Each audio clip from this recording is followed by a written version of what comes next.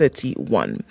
Malindi this morning is clear at 27, highs of 31 and lows of 26. And we're looking into a clear Kisumu at 19 with highs of 28. And Kakamega is clear at 18, going to highs of 28 and lows of 16.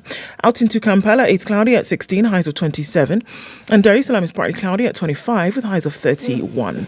We're looking into a cloudy Johannesburg with a chance of thunderstorms later, highs of 18 and lows of 13.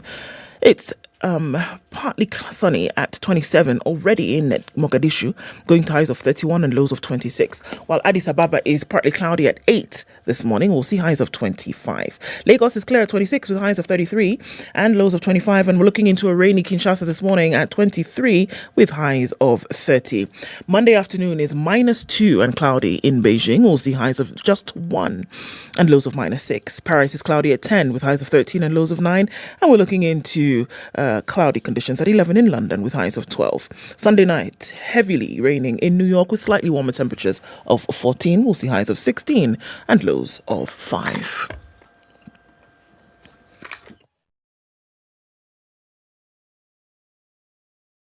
Mature, intelligent talk every morning. Spice up yourself.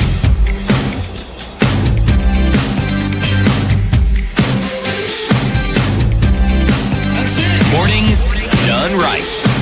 94.4 Spice FM, Nairobi. Kabisa, Safi Kabisa, 18 minutes after 6. CT? Yes, please. Oh, we're live? Very good, very good. Welcome everybody who's joining us online. Just say hello to the ones who are live right now. Oh, let's say really quickly, Dave was almost crying. Think you guys had a blackout this morning. No, we are here. Here with you. James Gakio says good morning. Brian Oginga says good morning from Tel Aviv. Someone tell the president that brain drain isn't the best solution to the dollar shortage. Okay. Robert Lipogo is tuning in this morning. And Alex Mnai says, good morning, my good people. Always looking forward to the show. Spice up the Monday. Davis Weed says, blackouts again? No. We are here. Do not worry. Good morning from Bahrain.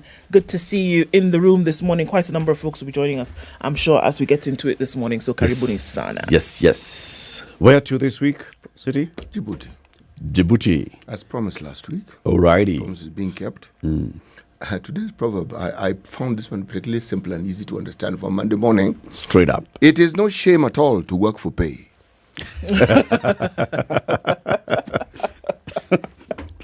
Are you sure that's a proverb, you guy? As opposed to... Or you want something a little more proverbial? All right. Rather than get up and dance badly, stay put. Or do you want another proverb? Which one? Which one would you prefer? Legit Butian this morning are very deep. Which one do you want? The first one or the second one? It is no shame to work for pay. Very good. That one. It is no shame at all to work for pay. What's your interpretation of this proverb? Well, my interpretation of this proverb would do, yes. You know. Wow. Nisawa. We'll take it. It's Djibouti. Djibouti. Yes. Djibouti. Yeah. The headquarters of IGAD. Yes, and the headquarters of Djibouti. Is Djibouti. Yes. Okay. And they speak le français. Is the president back from there? Oh, well, it's very possible. Anything, look, imagine it. He was there just the. Yeah. Was it yesterday? Yeah, he was there. By the way, the IGAD meeting. It's just here, by the way. Yeah. Look at where I'm pointing. It's just... Kuna bus tano kila siku. Yes. This is not a place you have to worry about going. You can go morning, you are back. Afternoon, no one will even know you left. So, okay. Headlines. All right. Treasury claims it's broke. It's Monday, everybody. And experts say it's all about wastage and luxury. The reason why you don't have money in your pocket is because you went to drink it, you went to eat it, and you went to wear a watch. Standard has been talking to experts lately. Yeah, experts have been saying quite a number of things for the Standard. Which experts are these? Well, government says it does not have money to pay salaries or the CDF. Reports indicated spending on luxury trips and hospitality has gone up by 30%, with these analysts, saying much needed money is being diverted to things that can be avoided. We'll look into that story, won't we? Right. All right. Interesting things Kenyans searching for Google. So it's getting to that time of the year when the Google searches are coming out and say, this is what you were looking for.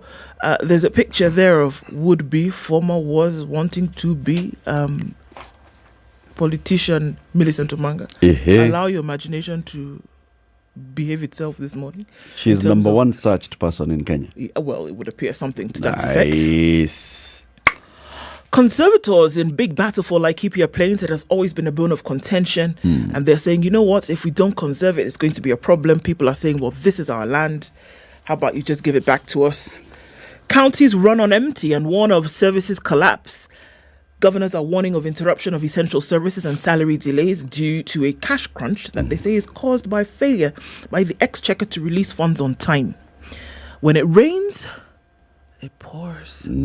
Coffee woes persist. New team has been picked. Maybe they will be the ones to be able to sort out this issue. There's stuff going on in the world stage.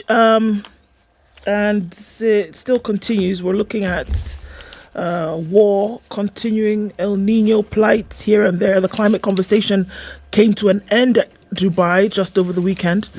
And while you were away, President Sisi of Egypt has decided, third term, I'm in.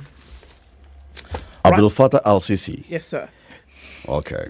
Raila under siege, we're being told by The Nation. Cracks. Azimio leader Raila Odinga is a man under pressure. Some of his coalition allies have refused to support his decision to endorse the Bowman Stocks report over its failure to include ways of cutting taxes to bring down the cost of living. Okay. So they're not all, in one club. They're not all wearing the armband. Former President Uhuru Kenyatta, the Azimio Council chairman, is said to be opposed to the report. NARC Kenya leader Martha Karua says that Bowman Stocks report should be rejected in toto. They've spelled toto, T-O-T-O, as opposed to T-O-T-A-L. Essentially, It's toto. In toto. Wallahi, that's how it is on the paper. But that's how it's written. The person who wrote this toto. sub was speak writing. It's in toto. Sheesh. By the way, It's how it is. I yes, beg you. and there was an American rock band called Toto. I'm sure there was. Yes, around 1977. Hiya. Yeah, from Los Angeles, California. Ndu.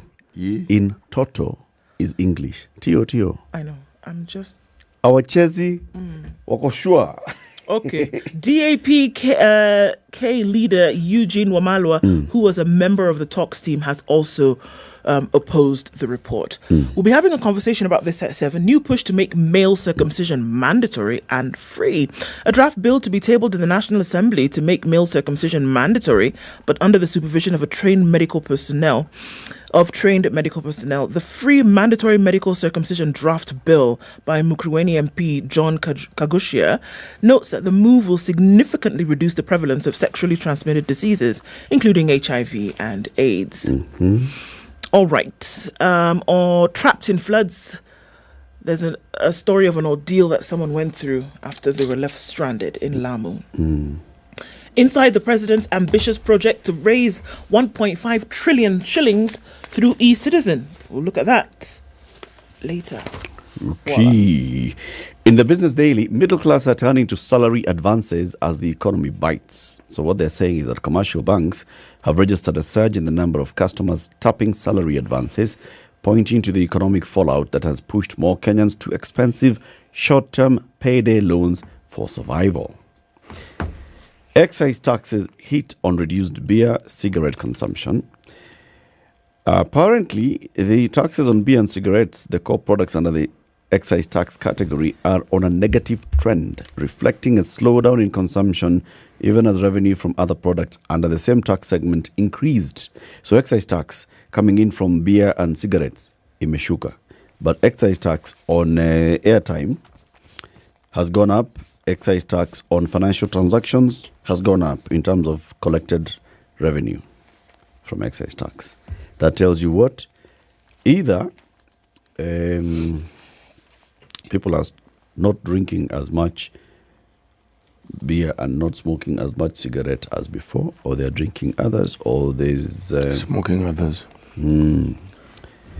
Yeah. Cooking gas prices rise to levels before VAT removal.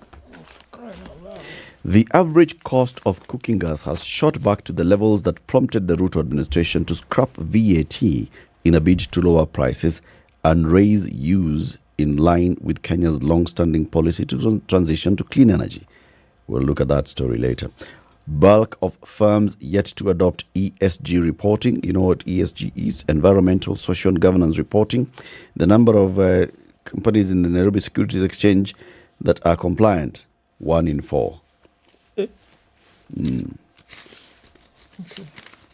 518 billion shilling paper losses dampened sale of state firms. Listed companies in which the government has a controlling stake or a major influence have shed 408.5 billion shillings in value this year, raising fears of undervaluation when the state offers additional parastatals for listing under its recently announced privatization plan.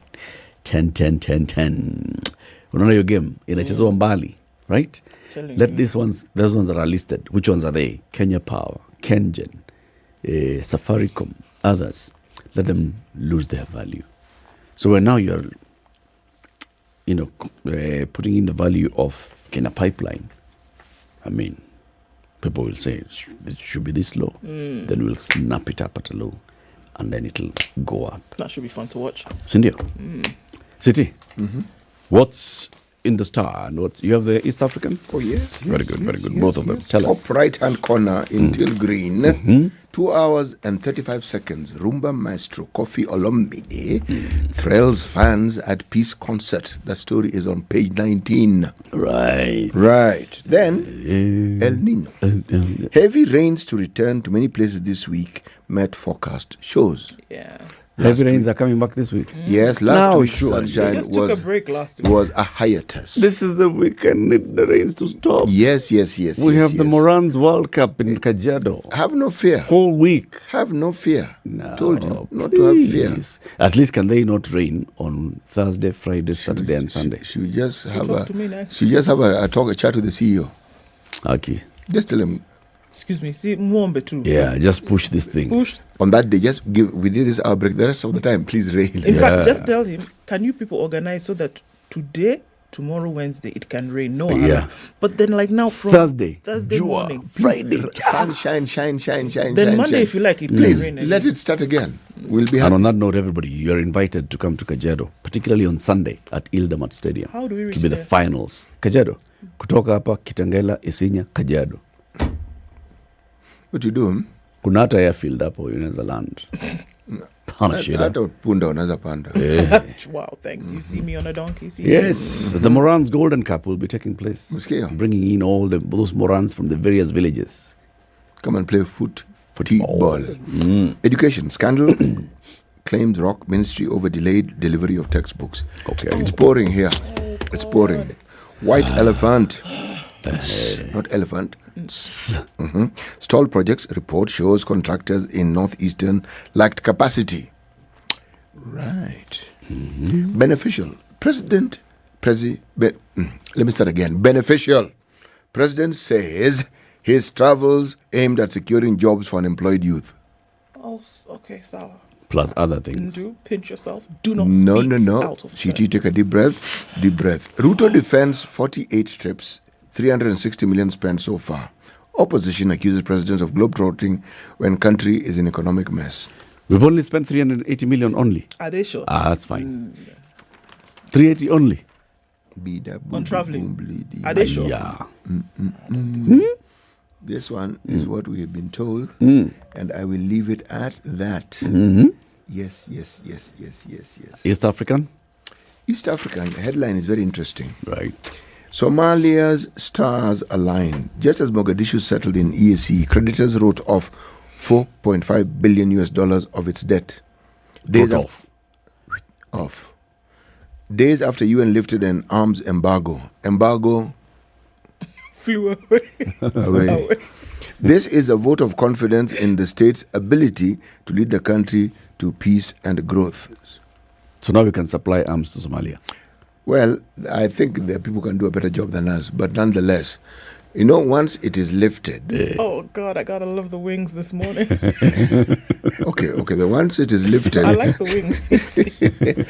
Eastern Congo exposed as East Africa troops leave.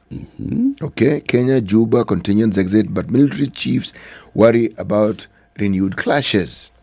Masisi, AFCFTA will work well if Africa owns payment system.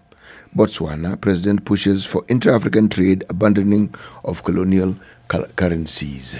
That is what he is telling us. Then there is a picture, beautiful picture, a jig for the Africa we want. This is a Kwena Madiba traditional dance group from Botswana performing at the 5th Kusi Ideas Festival, opening in Gaborone on Thursday, this coming Thursday. Last Thursday. It was last Thursday. What did I just say? You said this coming. But seeing us, yeah. The photo was taken this coming Thursday. It's okay. It was 9th. This East African was last week's East African. Voila. So hence, it was written last week. It was Yes. This was the So edition when was for the photo Monday. taken? So it was this coming. So they're right, actually. It's The just- photo was it's just taken this not coming present. Thursday. No. You guys. This paper was published last week, Monday. CT is Yes. reading you last week's. Yes, East this African. week's has not arrived.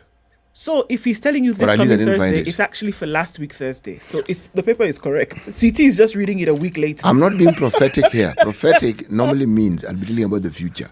I'm telling you about the past. In the present tense. So, okay, guys, I have to do next Thursday. CT is reading the edition for last week. Okay, do you understand? Whenever he was reading it, he is reading a caption of a photo taken. This photo can't have been taken next week, Thursday. No, he's read the the caption ceremony. wrong. No, the Please read ceremony. it again, CT. The ceremony is the one which was supposed to be in the future. It's not the picture. Yes.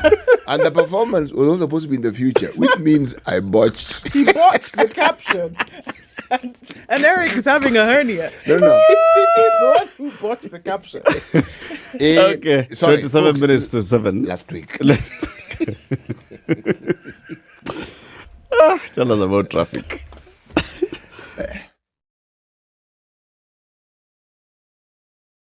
This is the Situation Room, the only way to start your day. Okay, so what are we looking at this morning? Traffic, we saw that starting on the Thika Superhighway earlier. Just a little bit of it, though. Doesn't look like it's going to be anything crazy, at least not for now. There's movement on Jogo Road heading in from the Makadara train station, out then towards the City Stadium roundabout, and then on towards Landis, and then out towards Kamkunji at the roundabout. Okay, so a little bit of traffic at Survey. Again, nothing too earth-shattering. Westlands looks good as you're coming into the CBD. And as you come off the northern bypass, out towards Kitisuru and then through towards Limuru Road, you're going to move well without any issue. Langata Road looks good, as it does coming in to the Eastern Bypass. North Airport Road from Cabanas is also free flowing, touching on that junction going towards Outer Ring. All right, so traffic doesn't look like it's an issue, at least not for now. Let's see how Monday morning does open up, but likelihood that we're getting into that second week of December, it will not be too crazy. Eyes on everything though. Let us know what's going on where you are, and let's talk on SpiceFM KE on X. Mature, intelligent talk every morning. Spice up yourself.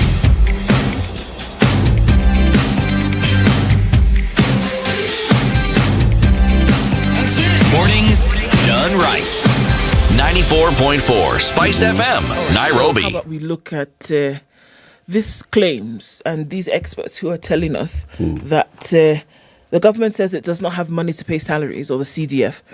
Reports indicate that its spending on luxury, trips and hospitality has gone up by 30%, while analysts say much needed money is being diverted to things that can actually be avoided. So if you look into those details, the irony of a broke Ruto government that is living large. A new report by the Controller of Budget, Margaret Nyakango, has shed light on the ongoing wastage in government, fueled by a frenzy of luxury travels, fuel guzzlers, and unused idle billions of shillings amidst senior government officials making claims that the government is broke. This report highlights the paradox of extravagant spending and wastefulness, despite claims of financial instability and the need for increased tax revenue and borrowing. So specifically, the report reveals that the government's budget for luxury foreign travel has increased by almost a third in the last 3 months of the 2023-2024 financial year, from July to September. This contradiction raises concerns about the ruling administration's priorities at a time that calls for austerity measures. Now, that number might change a little bit more from that one that you were excited about, Eric. But But the new report says that 4.3 billion shillings was spent on domestic and foreign travel, Okay. while 1.04 billion was spent on hospitality. Hospitality ni ile mandas na maua. Those two things. All right. Na salmon. Salmon. Exactly.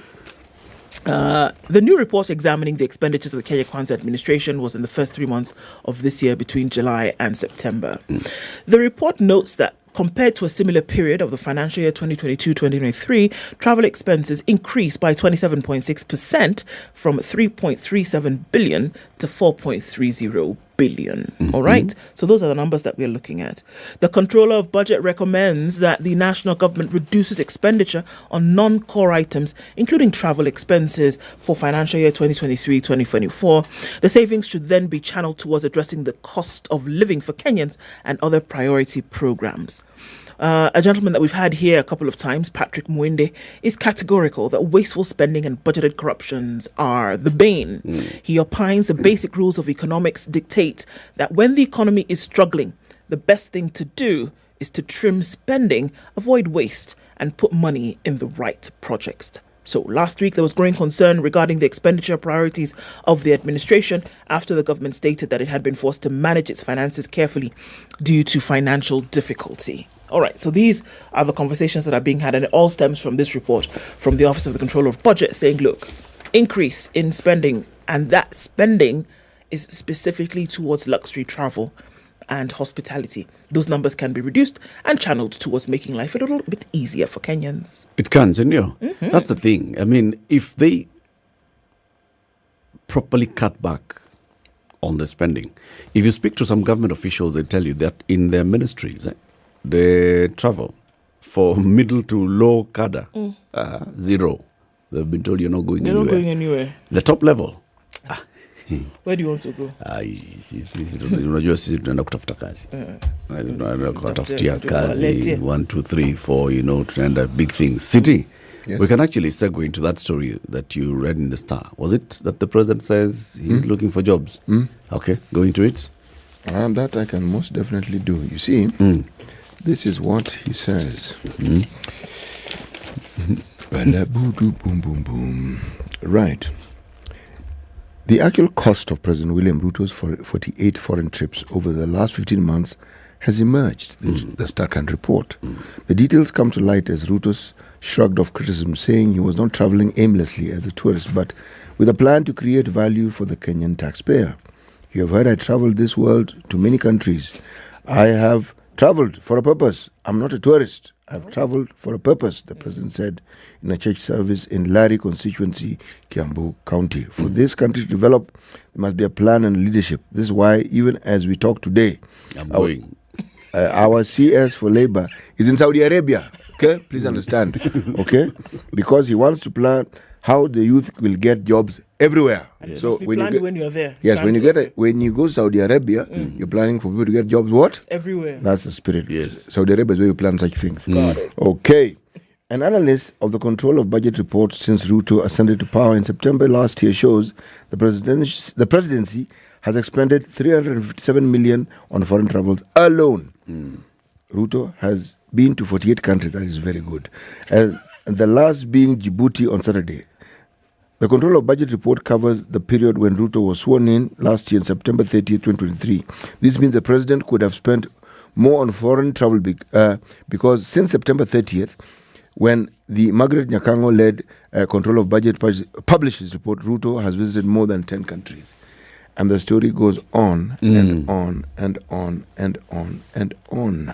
So basically, if you look at the meeting the president goes for, actually, we don't hear like a gap between, at the end of this meeting, we hear that the president came back like 12 hours later, 24 hours later, where you ask yourself, alikuwa wapi hapo katikati? No. Previously, we've had those kind of instances. We did. And you see Formula One somewhere in Qatar and, dropped by. But then, I think the big debate comes here, and we see it coming out from all sides. Somebody has said, please remind the president that brain drain is not the solution to the country. Yeah. But what we're seeing is not brain drain. When the president says we are securing jobs, 200,000 jobs in Germany, 500,000 jobs in Saudi Arabia, nursing jobs in the UK. You're essentially this taking and the other skill and jobs, expertise out of the country. But remember, the skill and expertise we speak of cannot be employed here. That's the point. That's the point. Yes. So the solution would be fix a situation that means that you cannot have that employment index rise in the country, so much so that where you find gaps outside the country, you say take Kenyans and give them those jobs, as opposed to fixing a solution where Kenyans would not have to leave to find a job outside. Which one is more difficult? Of course, which one is more difficult to fix your situation? Yeah. Definitely more difficult. Right now, somebody today has graduated recently. Okay? They want to get a job opportunity. Now, would you say that you wait here first as we get opportunity, or would you say there's an opportunity somewhere? Your skills are globally competitive. I understand. I would say that, absolutely. But I actually agree with this individual who has said that's Brain not the drain is solution. not the solution. In where you can actually give Kenyans opportunity to get jobs outside, I say 100% go for it. But at the same time, I say do not neglect the responsibility that government has to make the environment conducive for many things, and one of those things being employment. You know, the story is told after the Second World War, manpower in Germany was at an all-time low. The bulk of the people who went into Germany to work were the Turks from Turkey. Yeah. In very, very, very many large numbers. Now, we have a situation where most of the Western world have a declining population. Many developed nations have a declining population. They do. Yes. So, Or non-existent middle class. yes, so in essence, what you're seeing is a demand-driven. Yes. Now, if the president is saying they're streamlining it, they are formalizing it so that it is easier for people to travel, well, that is the government taking initiative. But are they doing that? I think that's what they're doing. What we should be looking at is the details of that streamlining. I am completely 100% in support of, we are in a global marketplace. Africa has what we call the demographic dividend. We've got the young population. On the planet. Europe and the other parts of the world have an aging population. They don't have workforce. Let us go and work there. 100%. Some of those jobs go and work there. Some of those jobs, let them export those jobs here. We can do some of those jobs online from here. We're already doing them. Mix both, right? So if it's a nurse needs to be in a hospital physically, taking care of a patient physically, and we have nurses that we've trained and they are globally competitive, let's secure them jobs there. I'm in agreement. If it's coders, designers, architects, and those jobs can be done from somebody sitting here in Kenya, but they're working for a client who is in America or Canada or Australia or Germany, let the Kenyan work here. I agree. That Market question both. that CT has asked, actually, if you look at the underbelly of that question, is that actually what is being done? Because what we're talking about is a design, essentially, like what Hungary has done with their education. That at the government policy level, they have said, this is what we are going to do. It is economic policy. We are going to take this model for education, which we've designed and it works, and we are going to export it. Now, if the model that Kenya is using is to say, look, we have an issue here whereby the workforce and the jobs that are available is not commensurate to the graduates that we're churning out every year. The government policy moving forward is then, how about we then be a quote-unquote breeding ground, and we churn out these people who've gone to school, and we churn them out, and we say Kenya is the place whereby you get the skills and expertise that you're looking for. If that is that, and that's the question, is that what is actually being done? And I say yes. Or is it just some random thing where we go to Germany today, go to Saudi Arabia tomorrow? I say or yes. Is it at the policy level where it has been designed and said, this is actually Kenya's FP when it comes to this particular model? I say yes. When you see the president himself going into all these places, starting with the former president and saying, let's sign proper contracts and say, Britain, you need nurses, you need medical workers, we shall provide. And this is government to government agreement. Saudi Arabia, you need this kind of workers, domestic workers, we shall provide. Government to government agreement. Germany, you need the kind of expertise we shall provide. Government to government agreement. And then under that, you have an Ajira program, which is a digital program that is killing Kenyan youth and saying that you can get jobs through the Ajira program. That's a government plan. You know, I see it as a government plan. Why it's a government plan, even as I asked the question, is because those countries that need the labor force have a plan. So what we're doing by signing, we are plugging into their plan. Remember, we've talked about studying in Japan for the longest time here. Yes. It's a plan. It's a plan they have. Okay? And if our government then goes and pens and says, okay, we are in agreement, I would argue they're fitting the... So the plan exists, all right? But then we can't run away from the simple question, and the ask is, what about planning for those who are not traveling? What about planning? Remember, when you take workers abroad, we have seen, known, noticed, and we have encapsulated the understanding that they bring money back home. Yeah. It's called foreign exchange. But about this trip, there's something I need to mention here that this article mentioned, and I will read it so that I am not ad-libbing anything.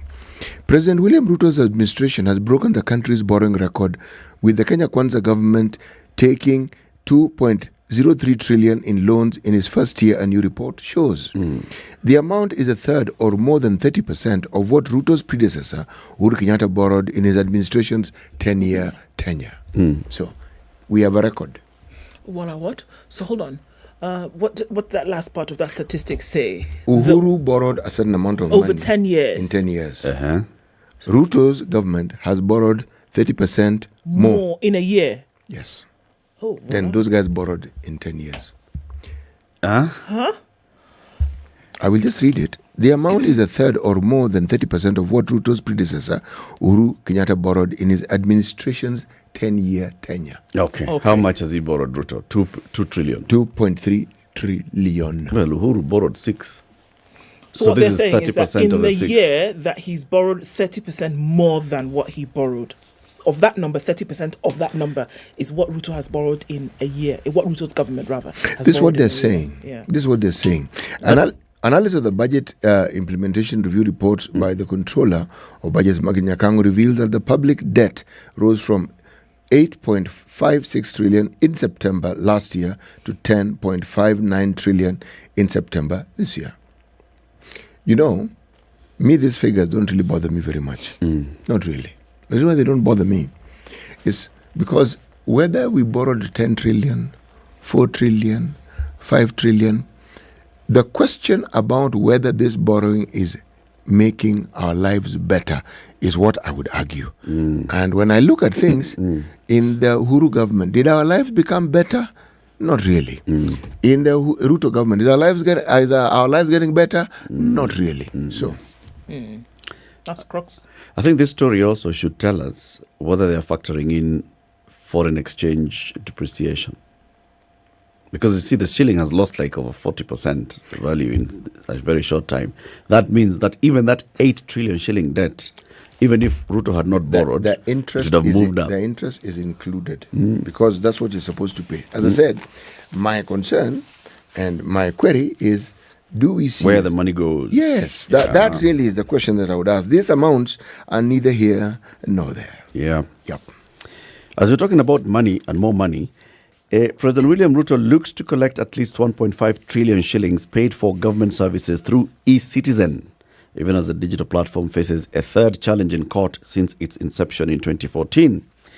The Nation spoke to the Director General of eCitizen Services. His name is Ambassador Isaac Ochieng, and also Head of Government Digital Payments, Silas Oswe, who said the current projections indicate the government will collect at least 1.3 trillion at the end of 2023-2024 financial year, this particular year. This is after the addition of 15,000 services onto the eCitizen platform, and the government has pushed revenue collection from 50 million shillings per day to 600 million shillings per day on the eCitizen platform. So you see all services going into one platform now. It makes it easier for you to do what?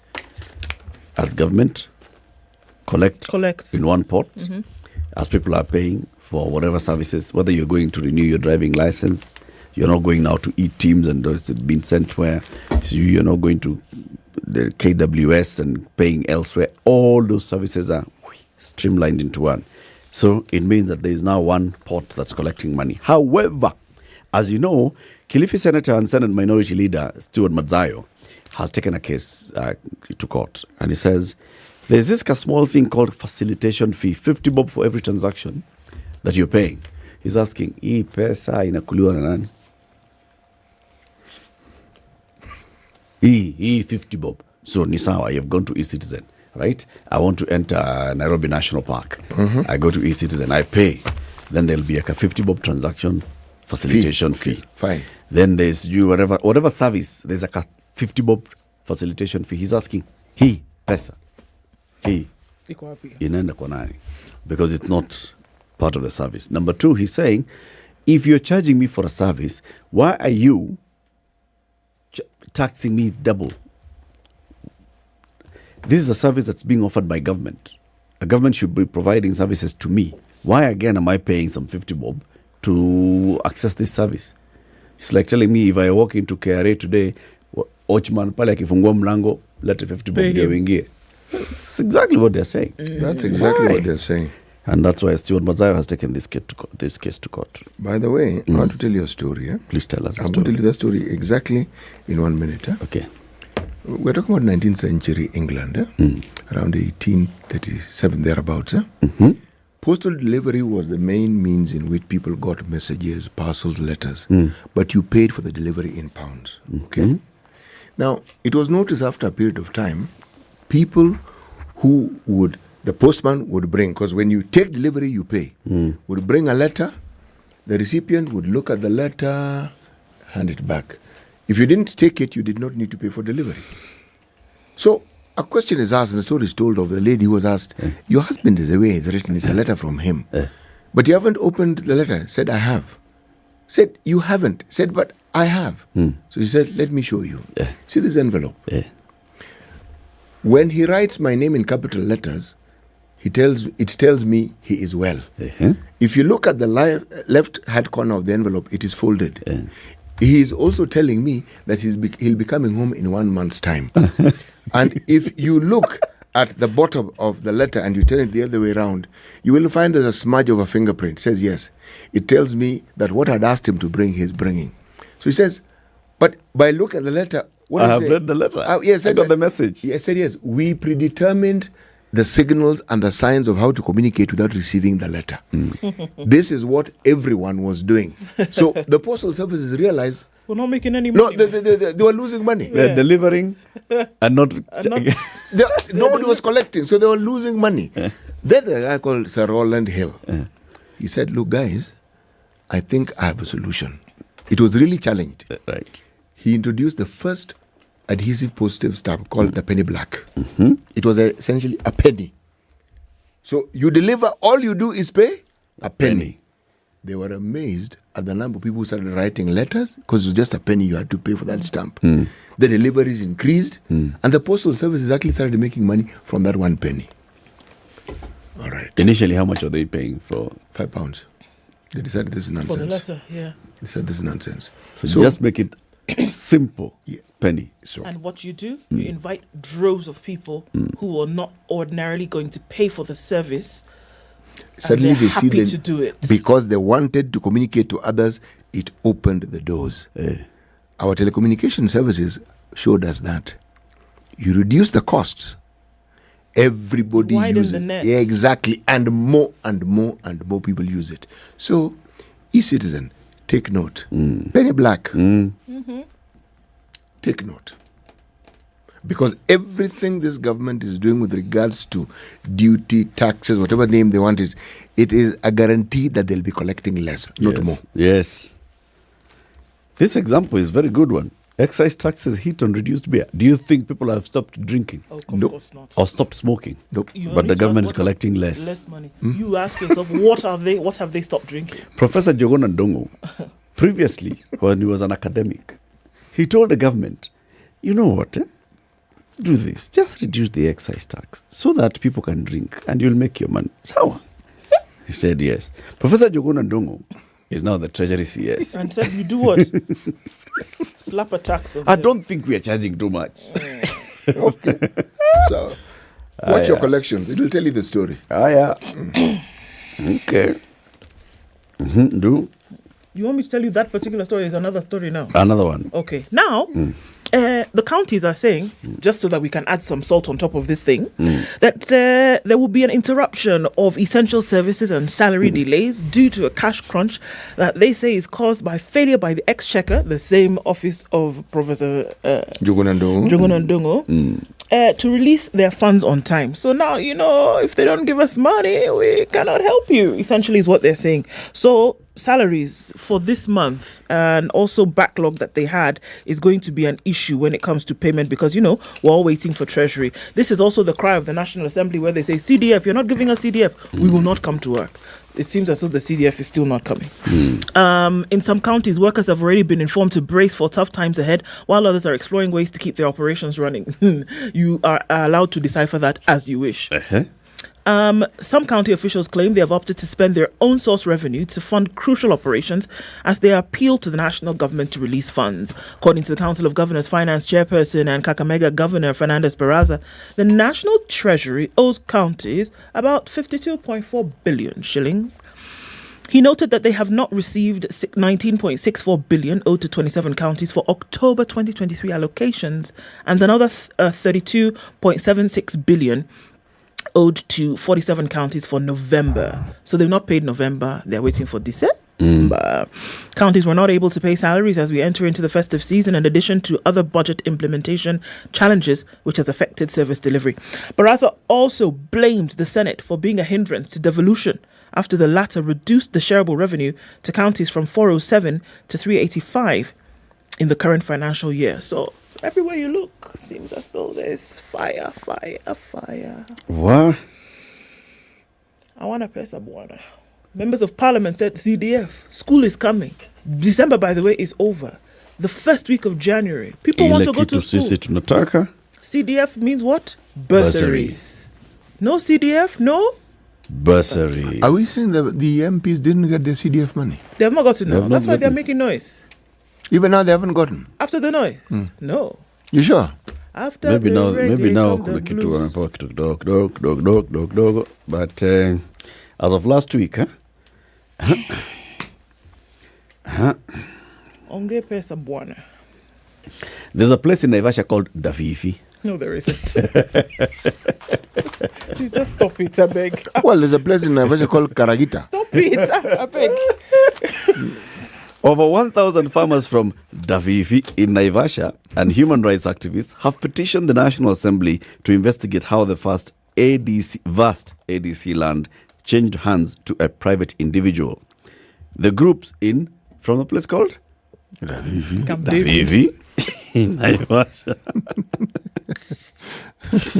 have noted that the over 10,000 acres of government land was currently under guard by the GSU officers after a powerful individual took possession. 10,000 acres. Iko na GSU. The move comes a couple of weeks after armed youths, with the backing of the police, raided the farm, destroyed crops, and kicked out the peasant farmers who had been occupying that land. 10,000 acres. 10,000 acres. ADC. ADC land. Local people were going to that ADC land to farm. They were kicked out. Now there's Owner. GSU. Maybe owner is just government saying, locals, please, let's not do this. Is that the way to go about it? We're really? going to put houses here. Is that the way to go about it? Of course not. 7 a.m. Time for the news. Spice up your life.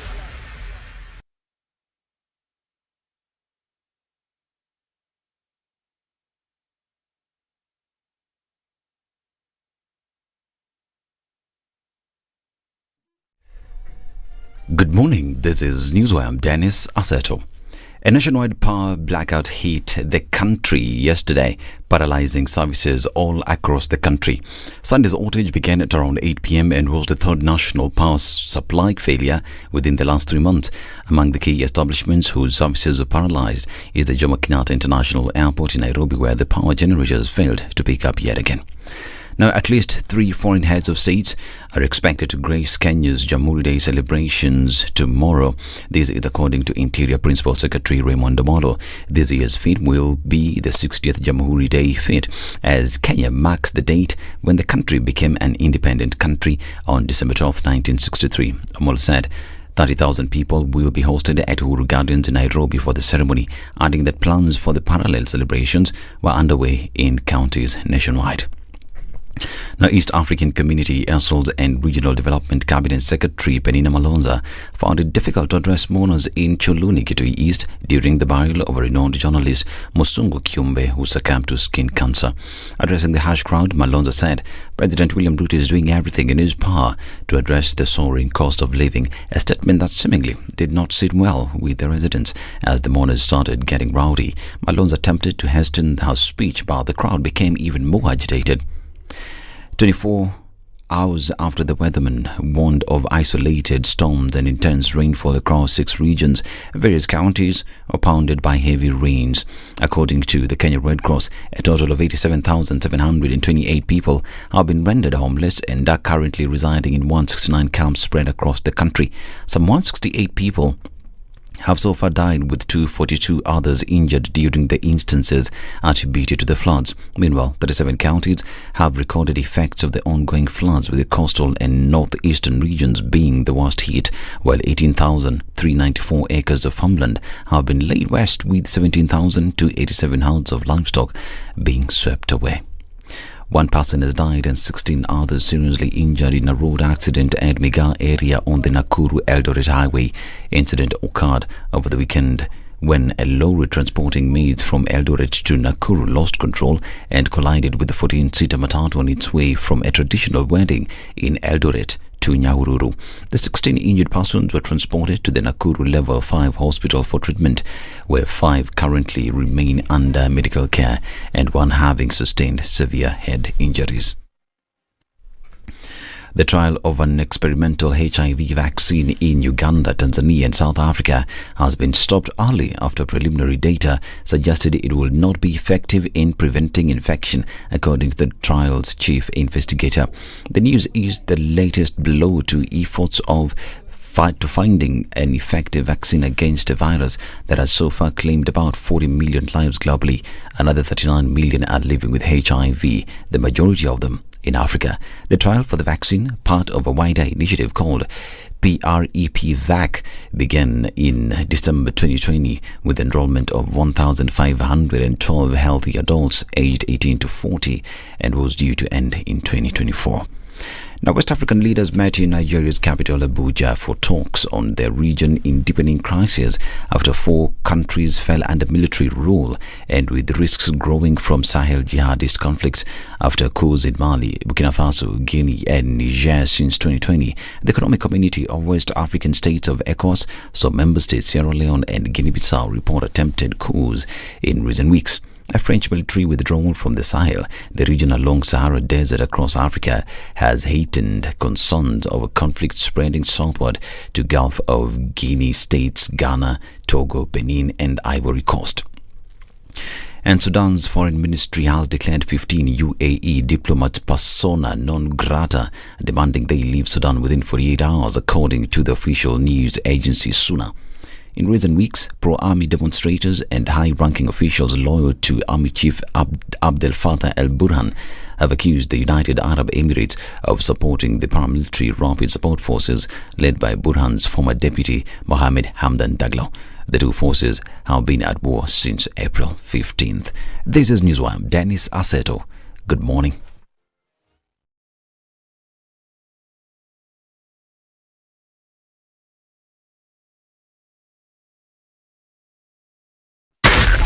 SpiceFM, Nakuru. All right, it's heavy coming off of Landis Road this morning. Quite some traffic trying to get towards that Kamkunji roundabout, and looks like it'll be that way for some time. That's where a lot of the action is going to be happening over the next couple of days, as for sure.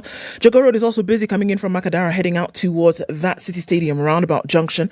Let's take a look at the Thika Superhighway, where traffic starts way past the GSU headquarters and then out past the junction from Outer Ring. it's heaviest just past Mathare Junction and then out towards Survey. So we're going to watch that. That's going to build up as you get into the city. As you get towards Moranga Road, then it's going to thin out a bit. And then getting towards Ngara. It's busy on Kiambu Road. Folks trying to get into the city. As you're coming out of Westlands, you're also okay there. Lower Kabete is busy as you come out then towards Westlands. That's what we're going to keep an eye on this morning. Other parts seem to be flowing just fair for now. Eye on these things. Let us know as well. SpiceFM KE on X before we get into traffic hour. Let's talk and keep things moving this Monday.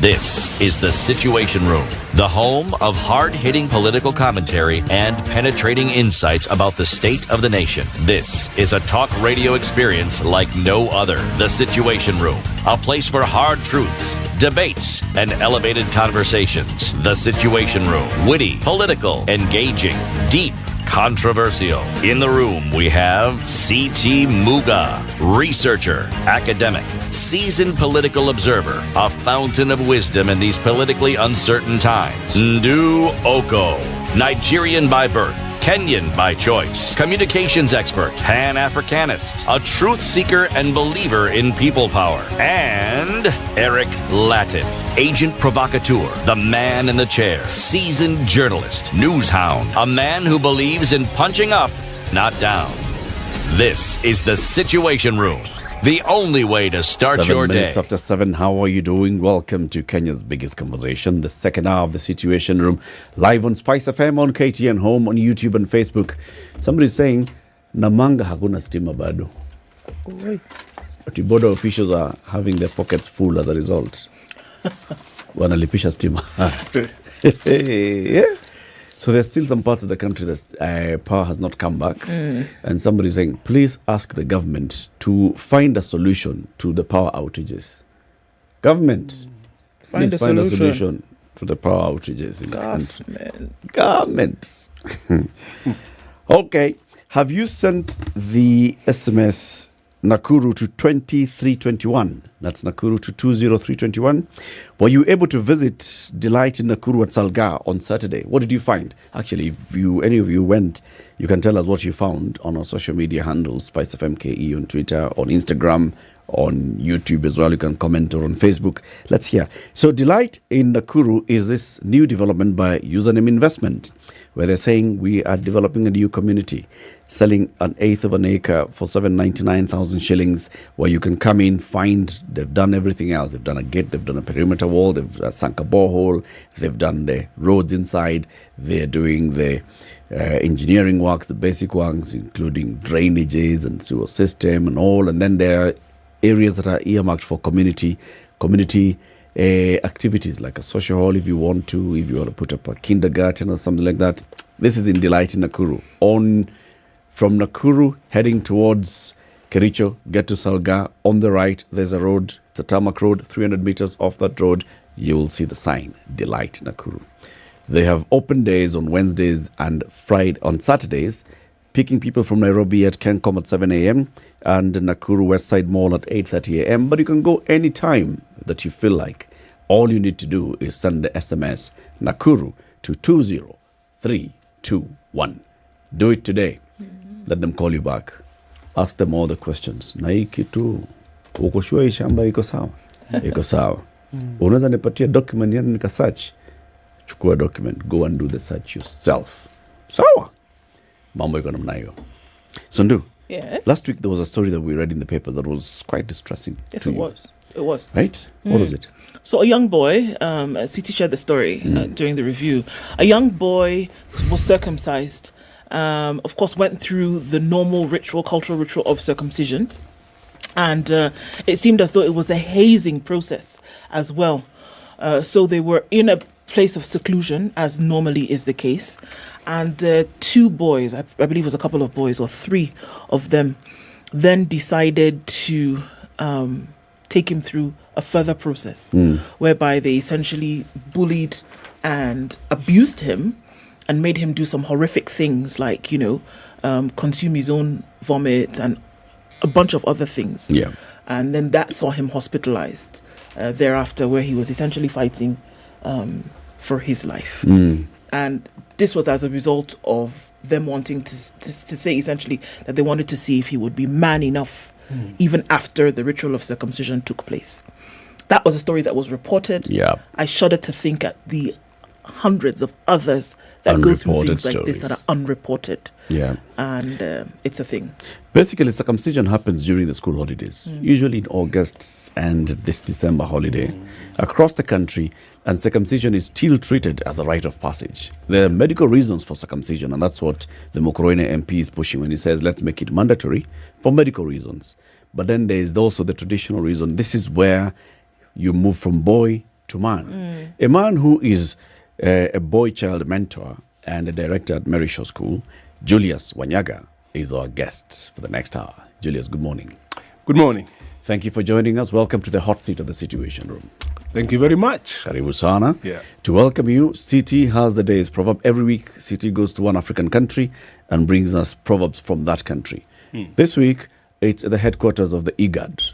This is the city of Djibouti, in the country of Djibouti. Sawa. This is a country where they simplify things. Can you imagine if the capital of Kenya was Kenya? Yeah. It'd be nice. Simbo. Yes. No problem. Well, we have Nairobi. We'll have to do with it. Okay. It is no shame at all to work for pay. That's today's proverb. It is no shame at all to work for Now, pay. these two cast aspersions on this particular proverb and said that this was not a proverb. I don't know what you're talking about. See, I like it. They very said, I was making this thing up. A serious country like Djibouti can't have such a proverb, but your proverb. much. A serious country. But it must is not no remind shame at people all that there's to work for nothing wrong money. with for- Is that not work for money, obvious? right? Yeah. I mean, surely. Anyway, what, Julius, first of all, A, question number one, A, do you think this is a proverb? And B, if it is a proverb, what's your You agree? interpretation of it? You know, this is very interesting because on Friday I was mentoring some kids at our church, ACK in Thika, and I was telling them the exact opposite, that we work for work, we don't work for money. And now here you So we work for more work. So you don't, because you are not supposed to really work for money, you're supposed to work for more work. And when you get a lot of work, then somehow money will just come. money will follow work. That's what my mentor told me about 20 years ago. So if we wrote that thing of yours into a series, Yes. as an equation, Yes. it ends up in the same. With the money, yes. You're working for work, for money. For money, yeah. So you'll work Yeah. for money. So I And Y think equals yeah. B. Yeah. Then X equals Y. Actually, it's true. You're actually quite right, It is because actually work for has- for money. work has a value. Yes. Yeah. And how we measure value, often, not always, is with money. Cash, yes. Yes, sometimes it's with social capital, because when you have a good name, it enables you to get more work. More work. Yes. Now, as you get more work, You get more money. you then get a title called an expert. When you're an expert, when People people look for you. Yeah, when they look for you, Pay you a lot.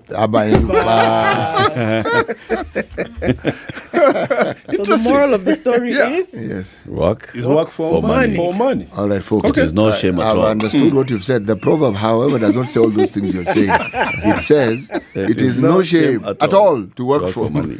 For pay, actually. Money is for you, pay. you pay. too. So it can even be a goat. Hey. You never know. We even got wives. Or on a Sunday. Now, biblically, there's a guy who got a wife. He had worked for 7 years. He was given a wife. He He was given the wrong wife. was conned. He worked another 7 years. Got the real wife. As- So another He worked for work. And then work got him. The second work got him with the wife. he who works will get a wife. Okay, sorry. Julius. Yes. As we've introduced you, you're a mentor Yeah. of young people. Young boys. Why? Mainly. Yeah. So when I call myself a mentor, it's actually I'm part of a team of mentors at our school. So I come from a school called Merishaw School.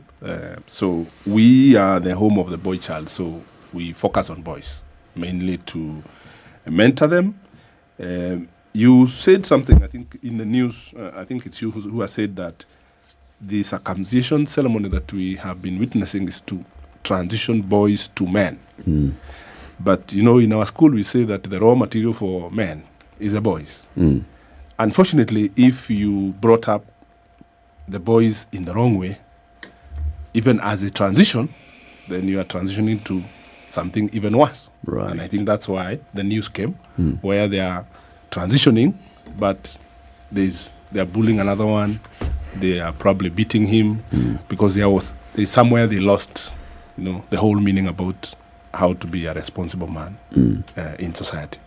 So that's why we are focusing on boys. But I think there's a bigger national agenda where we think the boy child has really drifted from what we would have all wished to see.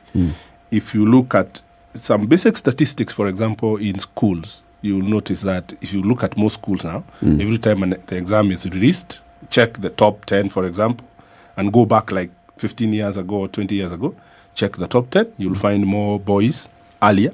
Now you find more girls now. To the extent where we went to Nakuru and one teacher was saying, I'm in a crisis because I have not had a boy topping my school for the last 5 years.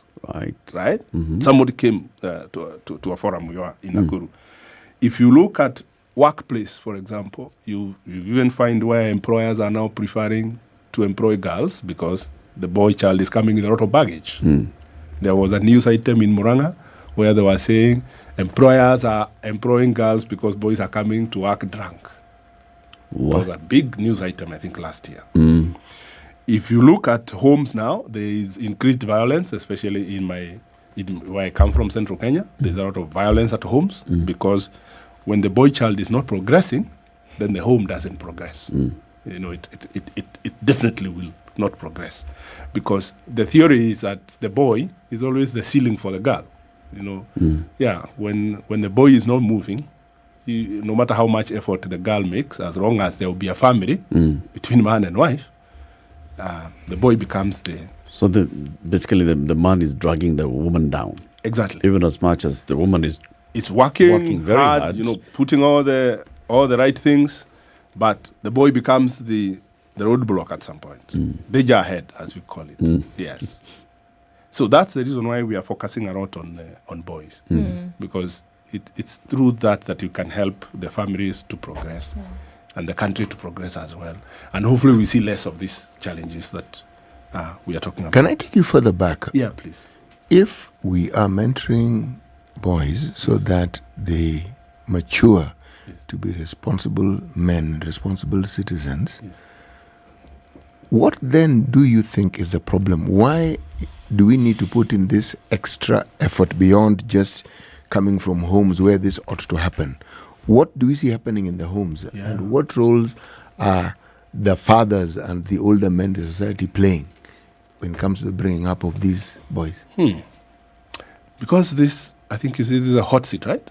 So we can speak the truth, right? Yes, we can. It's usually advisable. Yeah. So one of the truth is that in recent times, I guess because of various things, including development, economic challenges and all that. So there has been challenges in families.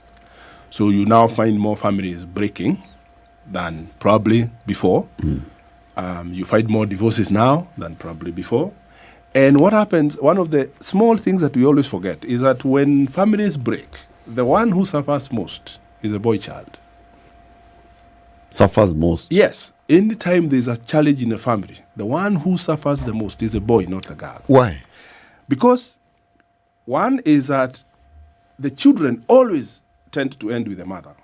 Always. Like 99% of the time when there's an issue with families, custody goes to the mother. Goes to the mother. That's true. Actually, the mother is the one who takes care of the children when there are issues at home.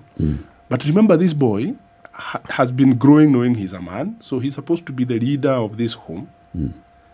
And when the family is breaking, he actually doesn't know what to do. He's confused, And oftentimes boys feel like they're the ones who are supposed to protect their mothers.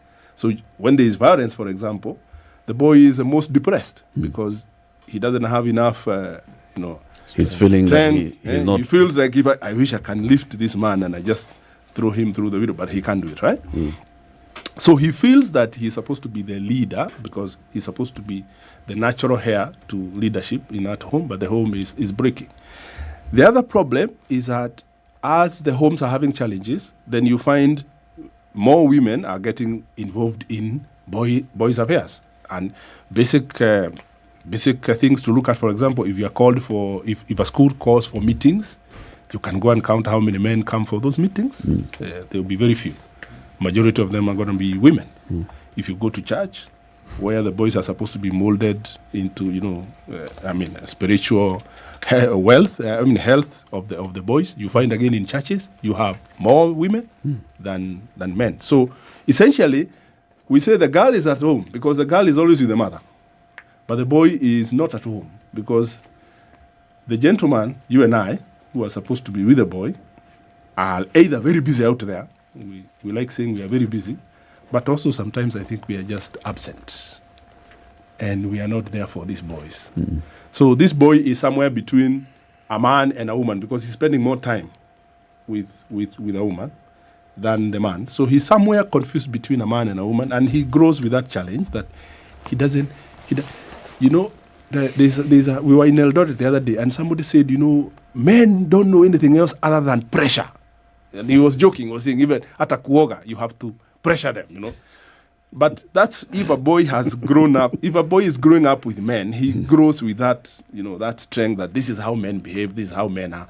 But if a boy has not grown with men, and then you're putting pressure on him when he's about to marry, now he's being told... He doesn't know how to handle it. He doesn't know how to handle it. But then, Julius, everything that you're saying, true as it may sound, yes, there are people who counter that and say, you know what, this is what is actually leading, this kind of thinking and talking is what's leading to the many problems that we're facing. This is what we're calling toxicity. That you're telling a man, oh, you've got to be this, oh man, don't cry, oh man, be tough, oh man, be protector, oh man, be provider. This is toxicity. This is what's leading to problems. Now, that's a good argument. That is toxicity. But I don't think there is, maybe we can create another proverb. There is no shame in you being a man. Because I'm not sure that, men have emotions. We have our own, feelings and everything. But we still have to be men. And that's why then mentorship comes. Can you explain to me this thing about having to be a man? Yes. Could you describe what that means?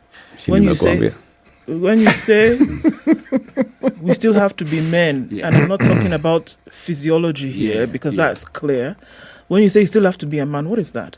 You still have to be a man. You still have to be the leader of the home, of the family, because everything starts with family. Right? Let's first agree that everything starts at home, and I think that's what our friend here was talking about. What is happening at home? Because the problem you are seeing is emanating from home. So you still have to be a man. You still have to be the father of the home. You still have to be the leader of the home. You still have to provide. Even if your wife is earning more than you, mentally you have to know that I am the provider. 90% of a man is confidence. So even if you're earning less, you still have to be the man of the home. Now, if you do not develop as a man, small challenges, for example, your wife earning more than you, can break you down.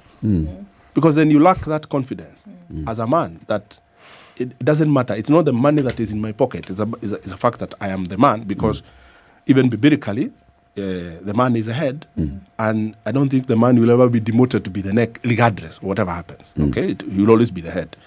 And in any home, the children will always look at the man as the leader of that home. So I don't think there is, like I said, there is any shame of being a man, and there is no problem in being, having those feelings you're talking about, letting boys know that they are also vulnerable.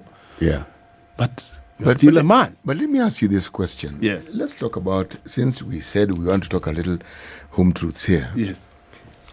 Do you really think that many young men growing up actually believe that the father figure is the head of the family? Do you honestly think that in many homesteads nowadays they actually think that the man, physical man, male, which can see, is the head of the family? I say this because there are many instances where there are women who are heads of family. And there's no ifs and buts and clear. But the man is there. It's not that he's not there. Yeah. So what's the position of the man in that family? What are children brought up to think of their father? I think, what do they see, and and how is it communicated to them? Okay. Because we have a situation in this country where there are many instances where it is the women who are actually the breadwinners. Many instances. Okay? Yes. How they handle it and what the children know is a completely different matter. Now, if the role of the father was one of a protector, one of a provider, if they couldn't provide monetarily, they were able to provide emotionally, they were able to provide socially, they were still providing. And there's a balance. You will find there is no issue as to who has more money. Exactly. But the problems you mentioned that arise when you talk to people anecdotally, a lot of the problems arise from this subject of money. Who has more and how it is being utilized and what they feel because of that money their position now is in the family. So there's this tiff about who should actually be boss.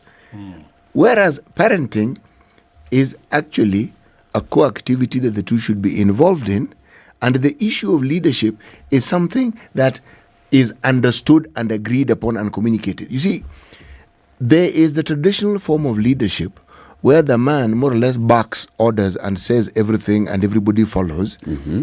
Then with the passage of time, there is something called consensus that has come into these discussions. One may not like it, it's a simple truth. Because in communities and in places where they have insisted on that so-called tradition, which is actually a misrepresentation of that tradition, if you ask me, you've had a situation where suddenly the rifts become greater because of this misunderstanding that because someone is earning more and someone has financial might, one, they're automatically the head of that family, and B, they're the person who should be listened to. So the implication here is that when you have more wealth, you have a better opinion. Now, just the discordance I've described now guarantees that that family setup is going to be in shambles. Correct. And all the variables which are being used to describe it are actually not germane to the actually family unit. Not really. Even as we talk about this, and we're looking at the season where we are in currently with circumcision, a lot of young boys, and it's not just the physiological act of cutting, but we're talking about going into a season whereby a lot of these attributes are being taught. One would assume. Do these things still take place today during the circumcision ritual where young boys go through the cut? Are some of these things that we're talking about, the cultivation of going from man or from boy to man? We seem to place a lot of emphasis on the money aspect. And for me, I think it is a lot deeper than that, that then makes a boy into a man. Are some of these attributes really looked at when we are looking at the circumcision ritual beyond just the physical cut? I really like what City has just explained, because it is about misconception between maybe economic or financial power that you're holding in the family and the original plan of God, if I may call it. The original plan of God is that the man is the head. Now, it didn't say that the man has to have money for him to be the head. It didn't say he has to have a lot of wealth. It just said he's a head. And in fact, if you go more deeper in the Bible, he is a priest. He's actually the priest of the home, right? So what has happened is that I think money has come and confused the setup and created new power structure, which I think is an issue. Now, going back to... By the way, if I may just chime in, the same Bible talks about the man being the head, also states that the woman is a crown on the man's head. So you need, when you mention one, you must also mention the other. Now, please proceed. Good. So now, let me go back to Ndu's point. What I think is happening, and this is why... if you come to our school, you hear us talking about this a lot. What I think is happening is that we are doing a lot of things at the tail end during the circumcision ceremonies. There's a lot happening that 2 weeks, I can tell you. There's a lot of mentorship happening, a lot of, trying to make these boys know that they're boys. They're going to be men. Even telling them that they should be protecting their sisters, right? Some churches are doing these ceremonies and they bring girls as well for rite of passage for girls, more or less counseling and mentorship. And they actually tell the new men that, you're supposed to protect your sisters. But I think the problem is that you're trying to fix a boy who has had challenges for the last, 12 years, 13 years? In 2 weeks. That's not possible. You're bringing in new message that they've never heard. Yeah. In the last 12 years. Yeah, exactly. So mentorship is supposed to be a lifelong process, literally. It's supposed to be mentored all through. And that's one of the things that we are trying to address in school, where we are saying, don't mentor once. This is like motivational speaking. When you mentor for 2 weeks, that's motivational speaking. Somebody leaves that place thinking, I'm going to change the world. But 2 weeks later, they've forgotten what you told them. Right? So I think the challenge is, how do we arrest the problems, but in a more sustainable way, understanding that this boy, as soon as he was maybe 4 years or 5, he started seeing issues. Yeah. He started seeing challenges, and he's progressively becoming a bit depressed. He doesn't know what to do. And eventually, when you now bring him for that mentorship program stroke circumcision on year 13, you just fix him for 2 weeks. By the time he gets to high school next year, he's forgotten 90% of what was said. Let's take a break. 29 minutes to 9. Our guest this morning, Julius Wanyaga. He is a boy-child mentor and director at Mary Shaw School. They say what? This is a home of the boy-child. Home of the boy-child, yes. Okay. We're talking about boy mentorship and what it is that's happening in our communities. This is a circumcision season. We are seeing very many rites of passage, whatever ceremony is taking place, whether it's that circumcision where it's resident and boys and young boys are going somewhere for 2 weeks, going through the rite of passage, being mentored. What are they being told? What are they being taught? Are some of them just being confused altogether? What is it that we're doing to the boy child, and what are we losing out and missing out? We'll be back shortly. Good morning. This is the Situation Room, the only way to start your day. Patrick Lodge, Otieno Lumumba. Karibu sana. Asante sana. CT Muga. CT Lodge. Muga, not Muga. He's here, and here's the day's proverb. One man marries a woman, another man marries troubles. Is he the same man? Spice. A lion cannot eat more than 2 donkeys. It will die a natural death because there is no ICU in the forest. In Kenya, it has become the situation that you cannot conduct 2 elections. In fact, With the same Bukati, IBC. You can't. I tell you about this Indian friend of mine who was enjoying other Indians in the group. He wrote the word valve and told them, read it. So how did he say it? I really want to know. The valve. Of course, kina Edna, it's you said the B's and the P's.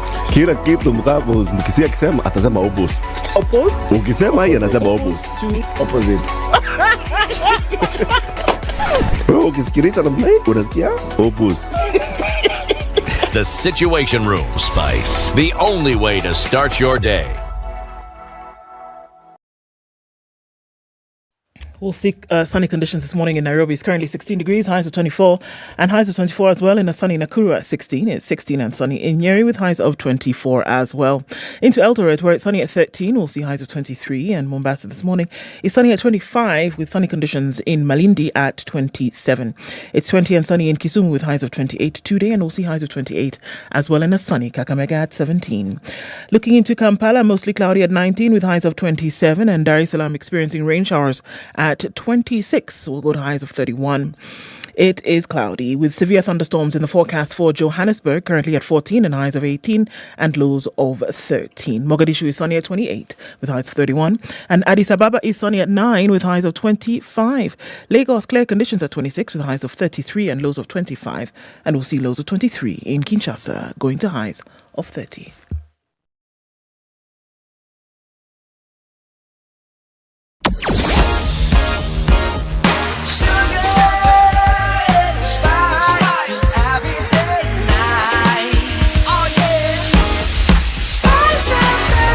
Spice up your life. All right, it's a bit of a busy Monday morning, really depending on where you look. It's busy on Jago Road heading out towards Landis, which is chock-a-block from the junction of that City Stadium roundabout out towards the Kamkunji roundabout. Bumper to bumper, through and through. Looks like it's going to be there for just a while. Coming off of survey, just when your service lanes come to a halt, traffic is bumper to bumper on the Thika Superhighway out towards the junction of Muranga Road and Wangari Maathai. So that's busy this morning. Are you coming out of Westlands? I think you should be okay for the most part of it. Let's take a look at what's happening on James Gishero, and traffic is not doing the business there this morning. Just at that junction at the roundabout, going towards Red Hill, you'll find a little bit of movement, but then through towards Westlands, you'll be all right. Doesn't look bad on Limuru Road at all this morning. Keeping an eye on things. Let us know what's going on with you as we're getting into traffic hour proper now. SpiceFM KE on X.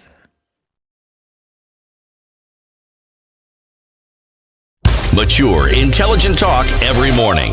Spice up yourself.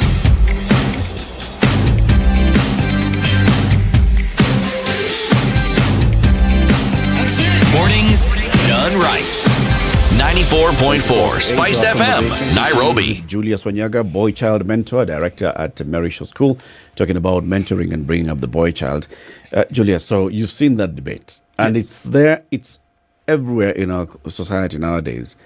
When we talk about bringing up boys into men, there's always that issue of, so what is it that you're telling men to be? Are you entrenching patriarchy? Are you still saying that we continue doing the things that you're saying? And City was talking about this earlier.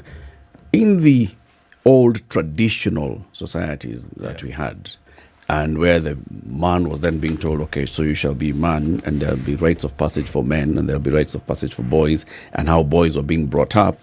How are boys then being brought up to become men?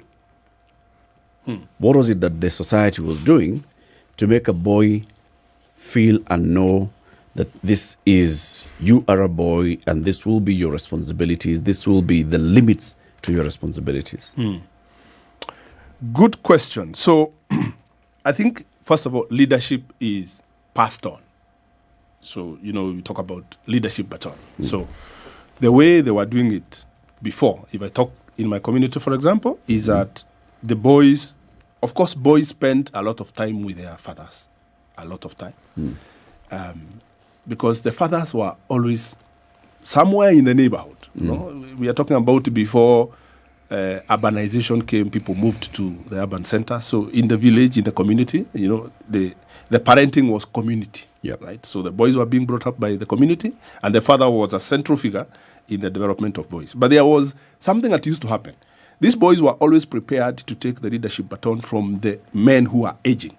So in my community, there's something called Rika. It's like this is your age set. So you have to take over. So you grow as a boy, knowing that your time will come when you will take over the leadership of the community. And like City says, the role of the man was mainly to be the protector, the provider, the leader. In the Maasai community where we built our school, they have a very elaborate program of getting boys from boys to Morans. And what is a Moran? A Moran is a protector of the community. That's what they are known. The warrior of the community. Is a conqueror of the community. So when the Maasai are transitioning their boys, they do a ceremony that is called boys to Are men, and they call it Ilmirisho, which means conquerors. So that you are now heading to be the protector and the warrior of the community. So I think that's where the gap started coming. Because that elaborate plan of the boy spending a lot of time with the men, both his father and other men in the community, the boy being prepared to take over leadership of the community, not just a family, but of the community, kind of started eroding. So he now finds himself, he is a leader, right? Because that's what the society expects him to be, the leader, but he doesn't have the skills and the preparedness to be the leader. Right? So it's there was somebody that the boy would look up to. Exactly. Right? Yes. And the boy would look up to the father and the uncles. And the uncles. The girl would look up to the mother and the aunties. Yes. And it was clear even the responsibility for the aunties was how to bring up these children. Yes. And especially the girl child. There's some point where the girls will see to their auntie and they'll be told things that the mother has not told them. Correct. But it's expected the auntie will tell them. Yes. Same thing to the boys. Yes. On their responsibility and all. Yes. And you're saying now that because of our modern society, yes, that's not there. That broke. So that broke. So that structure is no longer. It's difficult to maintain. Why? Because one is that the men, like I said, some are working very hard. They're not available at home. Others are absent by choice, not that they are working. They just decide to be absent, and therefore that transition became a challenge.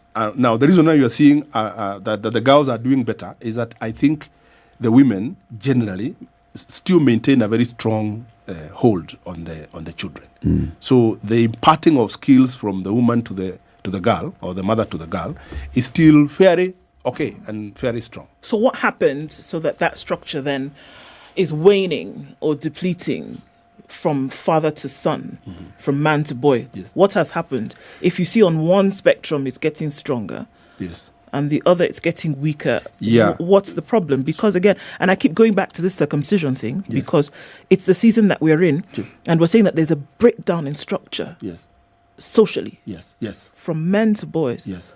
So what has happened?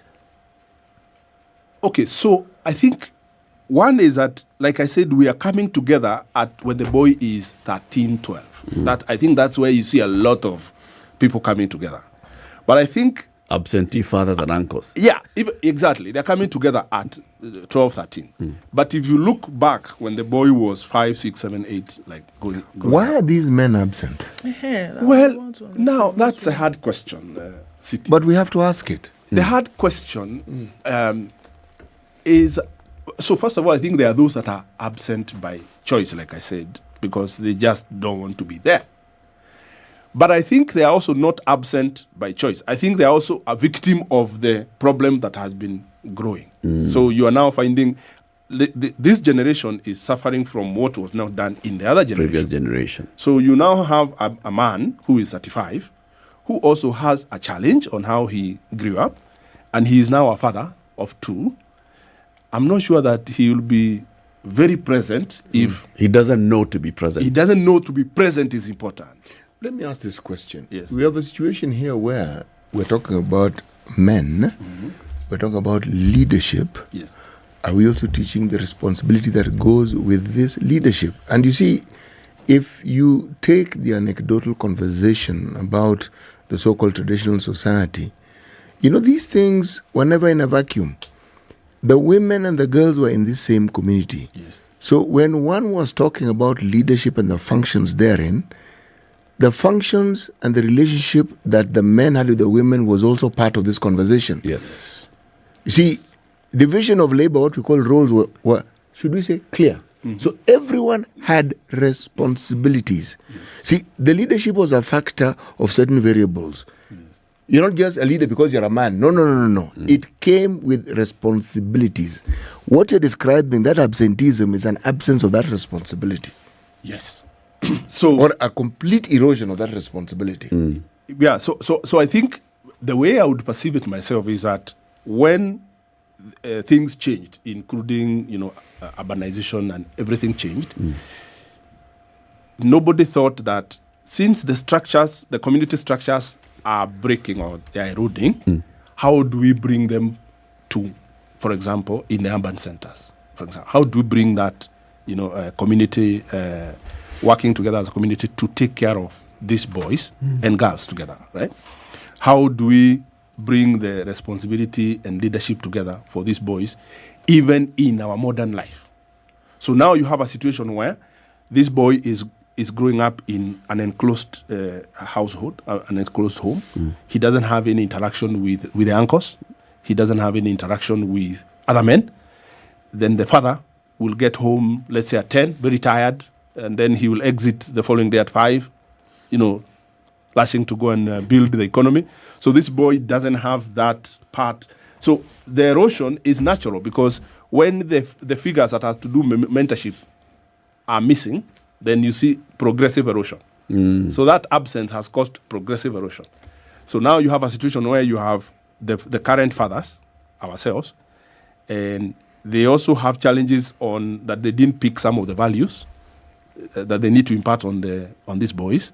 So then the erosion continues. Let me ask you this question. Yes. Even in that so-called traditional society, Yes.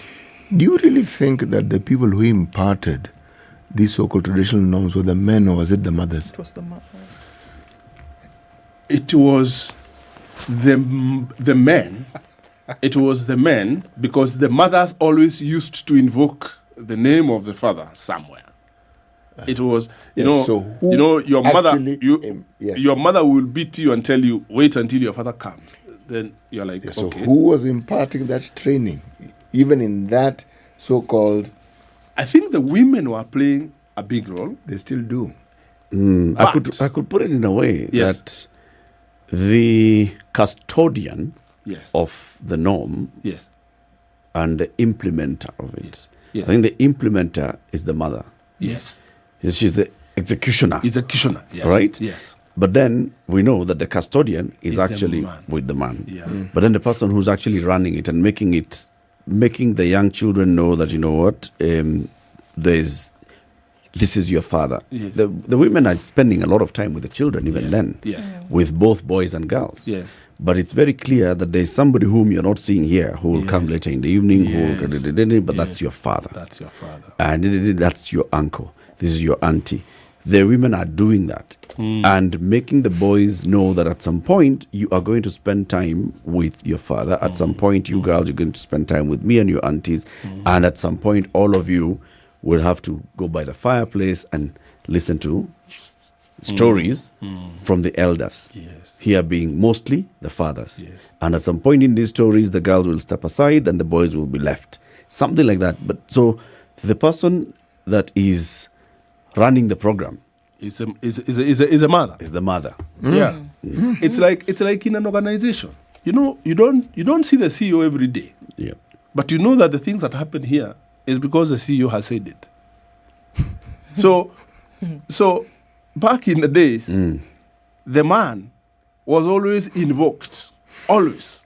But I think you answered that question earlier when you said when things changed, and especially around this economic power.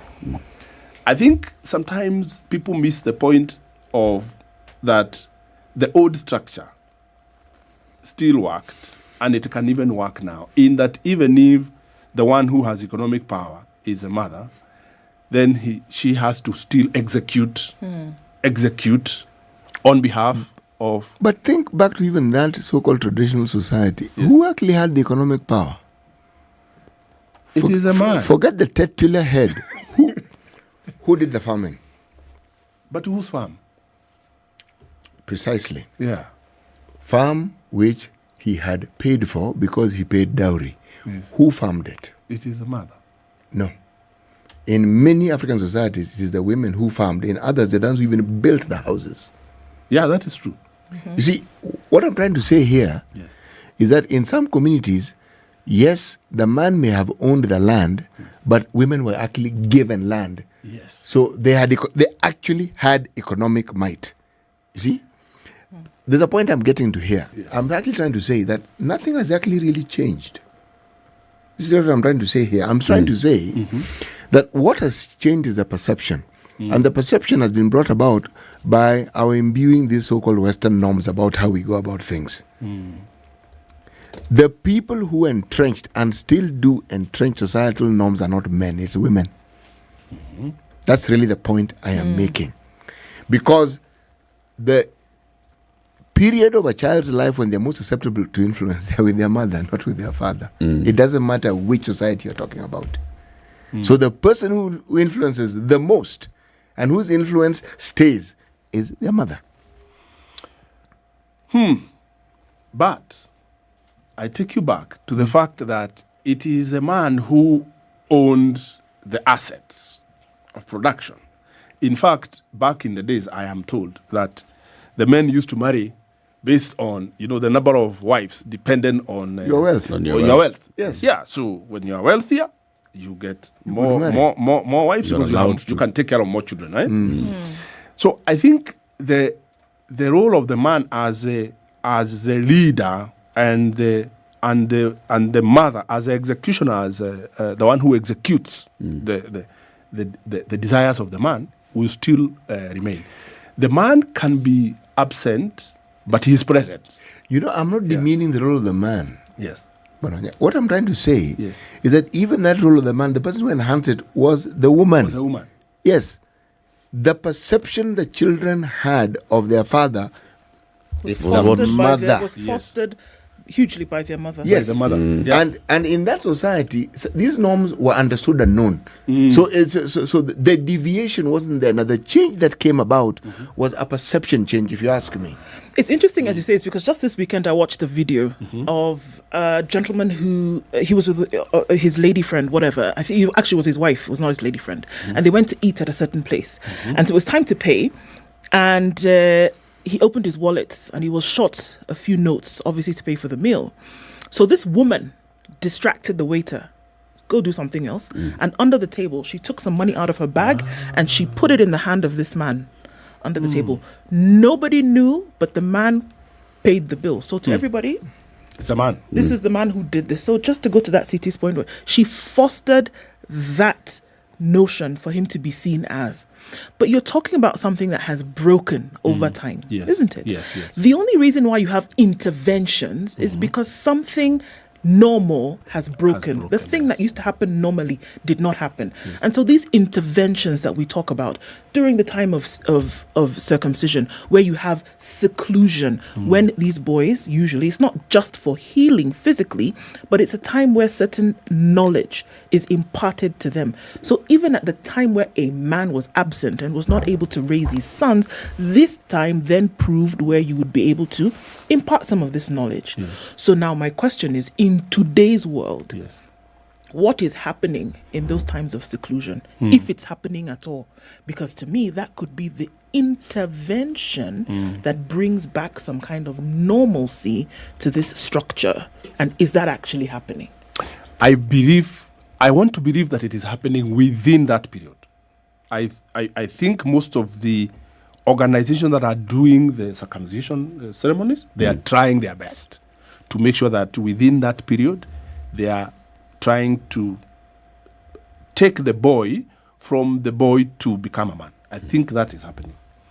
But like I said earlier, I think the challenge is that this boy is already partly broken by the time he gets here. to that point. So by the time you're taking him for that seclusion, mentoring and everything, he's partly broken, meaning you need more than 2 weeks. You need more than 3 weeks. Exactly. You need a longer engagement with this boy to bring him back to normalcy. Because let's use your example for that very simple example of the lady who put the money Under the table. under the table. Now, the question is, in reality, is that happening?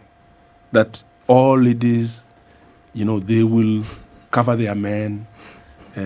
You've heard the women rep of Kiabu talking a lot, telling the ladies how to take care of their men, telling them that even if this man is not functioning, don't beat him. Don't torment him. Don't expose him. Don't kill him. Return him to the mother. You heard those. You heard that talk a lot about what's going. So Yeah, I think Morada, yes. I think the example is a perfect example of what should happen. Where if the man doesn't have the money, because tell you what, if I take Ndu for coffee right now down here, the waiter is not going to give her the bill for sure, and nobody told the waiter that I am you're the one done who was paying. supposed to pay, right? But the bill will not be passed to her; it will be passed to me, because that's what naturally is expected. That's what society knows.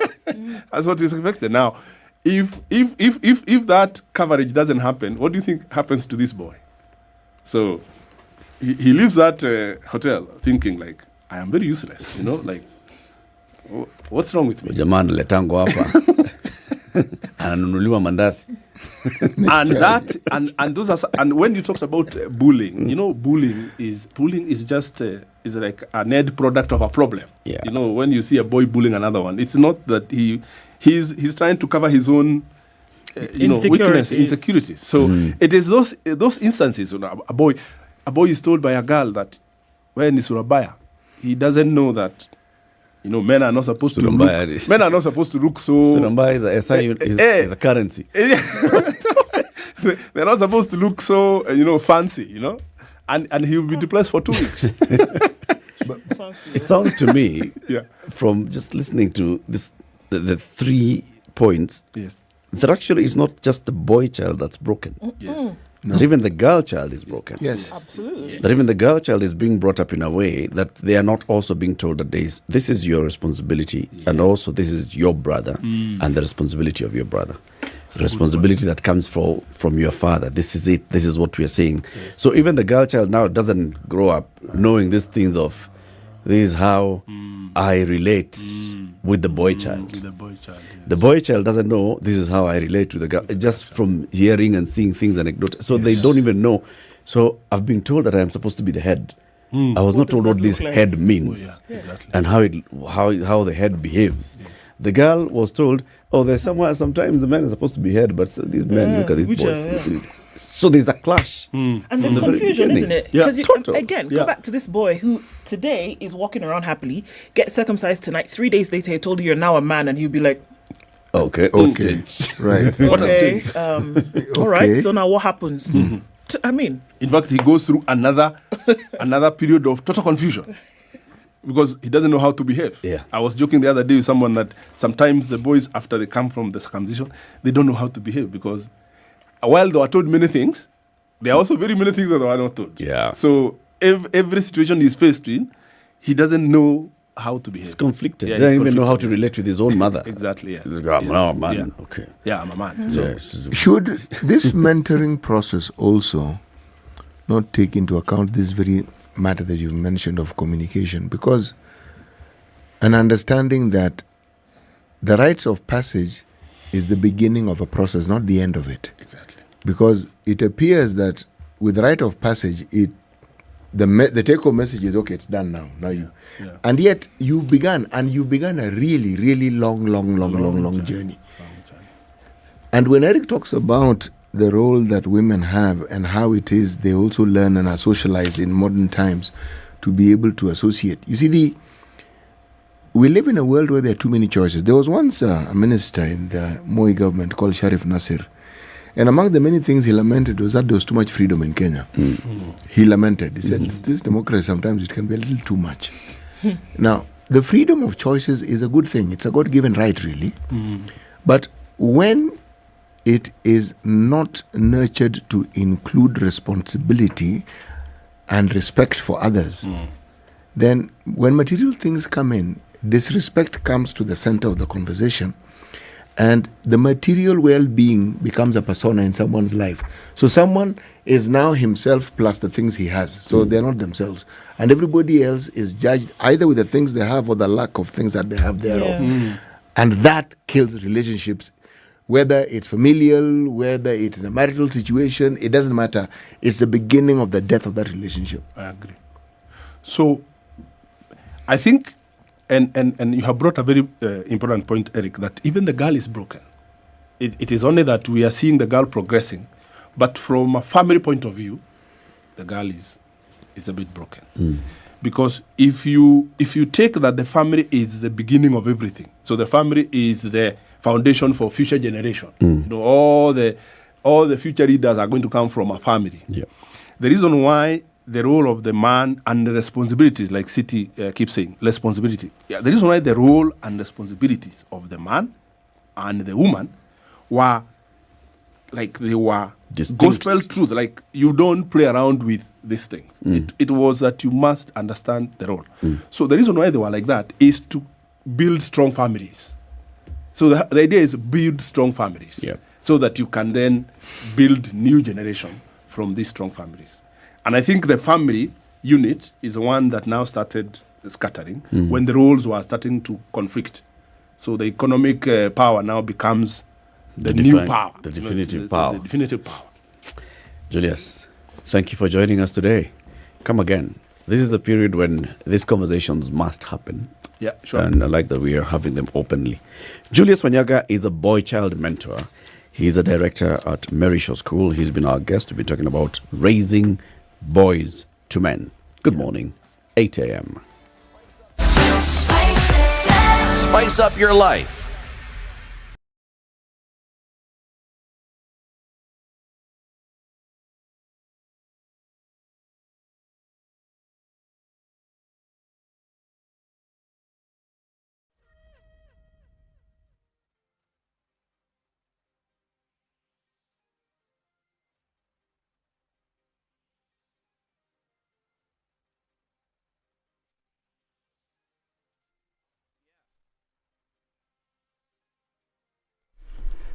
Good morning, this is Newswire. I'm Dennis Aseto. A nationwide power blackout hit the country Sunday, paralyzing services all across the country. Sunday's outage began around 8 p.m. and was the third national power supply failure within the last 3 months. Among the key establishments whose services were paralyzed is the Jomo Kenyatta International Airport in Nairobi, where the power generators failed to pick up yet again. At least 3 foreign heads of state are expected to grace Kenya's Jamhuri Day celebrations tomorrow, according to Interior Principal Secretary Raymond Omolo. This year's feat will be the 60th Jamhuri Day celebrations, as Kenya marks the date when the country became an independent country on December 12, 1963. Omolo said 30,000 people will be hosted at Uhuru Gardens in Nairobi for this ceremony, adding that plans are parallel for celebrations underway in the countries nationwide.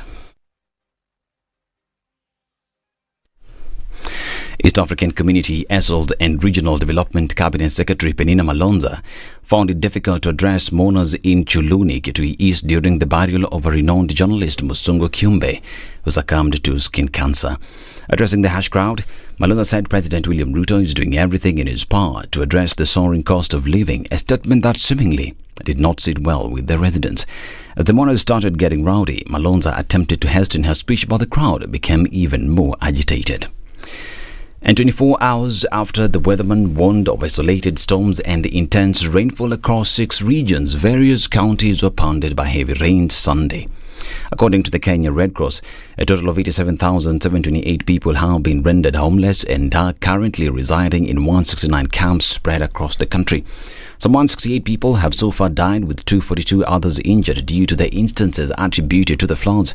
Meanwhile, 37 counties have recorded effects of the ongoing floods, with the coastal and northeastern regions being the worst hit, while 18,394 acres of farmland have been laid waste, with 17,287 herds of livestock being swept away. And 1 person has died and 16 others seriously injured in a road accident at Miga area on the Nakuru-Eldoret highway. The incident occurred over the weekend when a lorry transporting maize from Eldoret to Nakuru lost control and collided with a 14-seater matatu on its way from a traditional wedding in Eldoret to Nyahururu. The 16 injured persons were transported to the Nakuru Level 5 hospital for treatment, where 5 currently remain under medical care, 1 having sustained severe head injuries. And a trial of an experimental HIV vaccine in Uganda, Tanzania and South Africa has been stopped early after preliminary data suggested it would not be effective in preventing infection, according to the trial's chief investigator. The news is the latest blow to the efforts to find an effective vaccine against a virus that has so far claimed about 40 million lives globally, and another 39 million are living with HIV, the majority of them in Africa. The trial for the vaccine, part of a wider initiative called PrEP-Vac, began in December 2020 with the enrollment of 1,512 healthy adults aged 18 to 40 and was due to end in 2024.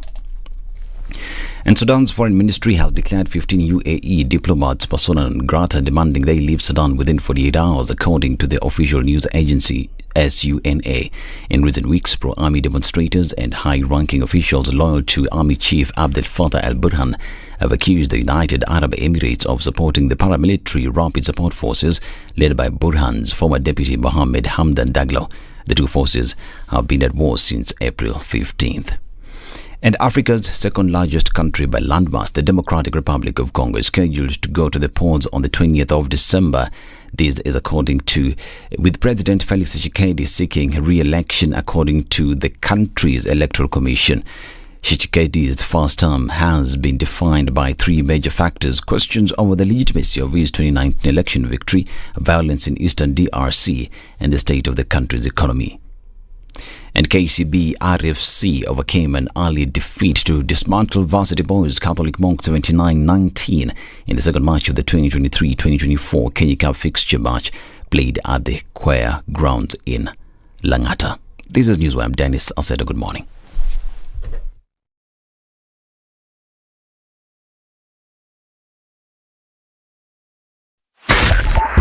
.5 Spice FM, Kisumu. On the Thika Superhighway this morning, coming into the CBD, it's obviously the heaviest of it right about now. Kiambu Road, well, actually, that seems to have disappeared in a really quick minute. Are you coming out of Westlands, getting into the CBD, you should be all right. And let's take a look at James Gishuru, where, out of the blue, no traffic whatsoever. You're fine then crossing over towards the Red Hill Link Road, and then out towards Lower Kabete, and then through towards Spring Valley. No traffic at all. Moving into Westlands at real quick speed. Now, whatever is happening coming in from Kitisuru out towards Village Market slowed down considerably. Traffic there is doing the thing as it should this hour. Also coming in from the Northern Bypass and then touching on this other side, coming in through then United Nations Avenue. That's busy as you come towards Limuru Road. So that's where we see the busiest of it happening right about now. Langata Road looks good. Getting into the city, you'll be fine. If you want a morning drive to see the sights, use the Southern Bypass. No traffic there at all whatsoever. Let's talk on SpiceFM KE on X as we keep things moving this morning.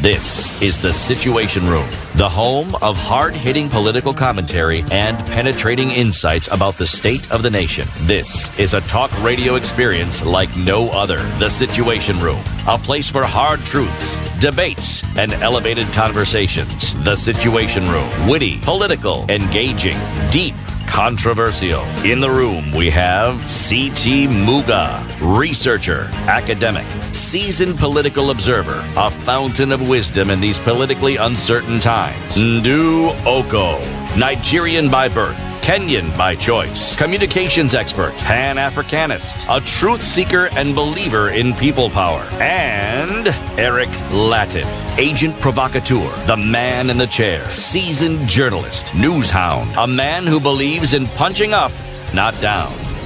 This is The Situation Room. The only Welcome to the third of the Kenya's biggest conversation. This is The Situation Room on Spice FM, on KTN Home, on YouTube, on Facebook. The conversation happens everywhere across the globe. Thank you very much for joining us today, the 11th day of December 2023, then 12th tomorrow, celebrating Kenya at 60, then 13th, this is Kenya at 16, then 14th, April. I'm Kenny Kenya. After you finish singing, after the Kenya rhythm comes the April blues. reminds you. This country is called Kenya. Kenya. Ninja ajabu. But I think this time April will help us celebrate Kenya at 60. Yeah, I think so. April. Yeah. Okay. Maftaita shuka. I 95 believe like fully this. that, and I will wait and see. Lazima ishuke. You realize that it's 95 200 bob. and something. 95 95 bob like for this. half a liter. Yeah. Are you guys talking about cooking oil or are you talking about Mafuta ya gari. Si ya ndege. vroom? Vrum vrum. Gari na nduthi. I know there's this story that these independent outlets are actually charging less than the. Or rather, they're giving huge discounts. Yeah. The independent outlets. There are some that are colonized. Yeah, kuna zingine ziko colonized, zile kubwa kubwa. Iko na wenyewe. Those ones are not. Hizi independent. Hizo ni zetu. Okay. Yes. Wanachukua less margins. They are foregoing some margin. Yes. Just to keep the business running. Yeah. I hope the Or government if is you want to be actually paying them conspiratorial. To push for volumes. volumes. Yeah. And remember, they are the ones who carry the bulk of the population. Oh yes. Oh yes. In terms of the number of the population, just numerically, the people who go to them. The market share is with Is those. with them. Yeah. Yeah. Anyway, let me remind you about the SMS to 20321. SMS the word Nakuru to 20321. This will go to Username Investment. Username Investment, a real estate company. They will call you back and tell you about a project that's happening in Nakuru. It's called Delight. It's in Salga. Chairman, you know where Salga is? Salga is, of course, on the way past Nakuru. Ukienda towards Kericho, as you get to Salga, and then you start the incline to Sachangwan, that Salga place, on the right, there's a road. Barabara ya Lami Bwana. It goes right, bends ever so slightly, then turns again. 300 meters, gate. You'll find gate there. Yes, you cannot miss it. Delight Nakuru. And then there's a perimeter wall. That's a new development that's coming up there. That place, in a few years' time, there will be homes there.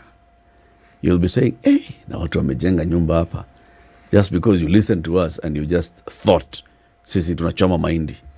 We are actually telling you, participate in this. An eighth of an acre is going for 799,000 shillings. They want to build a community there. So just SMS the word Nakuru to 2321. Username will call you back. They'll tell you more about it and how you can become a member of Delight Nakuru. 20 minutes from the Nakuru CBD. So our next guest is the party leader of Farmers Party. He is the chairman of the Kenya Medical Supplies Authority and has been a principal secretary in the previous administration. Irongo Nyakera, good morning.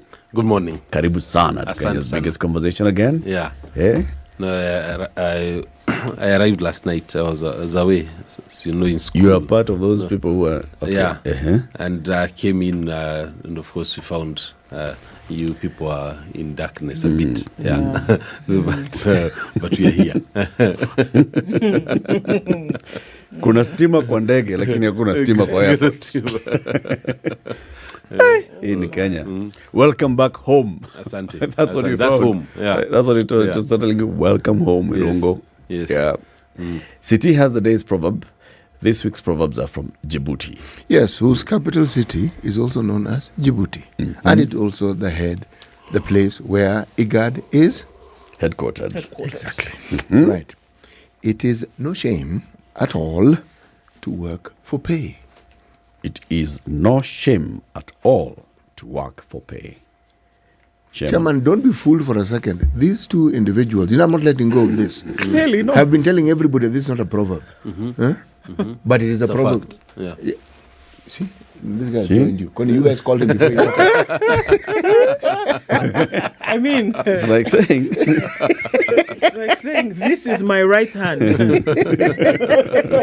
Okay. All right, let me repeat, this is my right hand. It is no shame at all to work for pay. what's your interpretation of this? What do you think the people of Djibouti are saying? What do you call the people of Djibouti? Djiboutian. Djiboutian. Tien. Djiboutian. That's in French. In English? But it's French now. The- Djiboutans. What do you want? I guess it says exactly that the same way you should expect to be paid if you work. Also, you should be able to work for getting paid. And it's of no shame to be someone's employee and working. It's of no shame Yeah. to work for pay. No shame to receive compensation for what you've done. No. They're telling people don't work for free. No, actually, no. You shouldn't. As a principle. Don't You work see, for free. pay here doesn't necessarily have a monetary connotation. Not really. You heard me mention the previous hour something called social capital, of course, the capital and so forth. But social capital has a value that goes beyond monetary value. Yes. But it still comes around monetary value. It does. You cash in. It does. You can cash in. Yeah. You can cash in very, very well. Come a Bitcoin too. Yeah. At some point. Yes, at some point. You can cash it. You have to be able to cash You know in. that Bitcoin thing, I still don't get. It is social capital. Okay. Sorry, Baba. See, now you see. And I don't see, but I But that accept. one you mine. You mind. All right.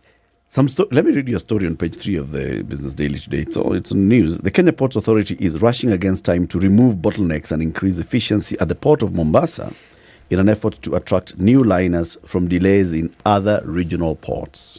The port of Mombasa has continued to receive new vessels and liners from global shipping lines, with the latest being MV Jolly Oro, a full container vessel operated by the Messina line, which made its debut last week. It's also expected to receive more cargo vessels after two top global shipping lines, Maersk and CMA CGM, suspended their operations to Durban, South Africa, due to increased delays and inefficiencies, which will result in the two companies focusing to East African ports. The KPA MD, Captain William Ruto, says the port has begun to attract new key players in the maritime and shipping line space who previously did not conduct business at the port. This is one infrastructure in this country that is then set to benefit from efficiencies. We invited you this morning because you've been a principal secretary in the government. Planning, and before you went to planning, you were in transport. Transport was transport and infrastructure. You were, of course, dealing with many infrastructural projects. The debate has been there in this country.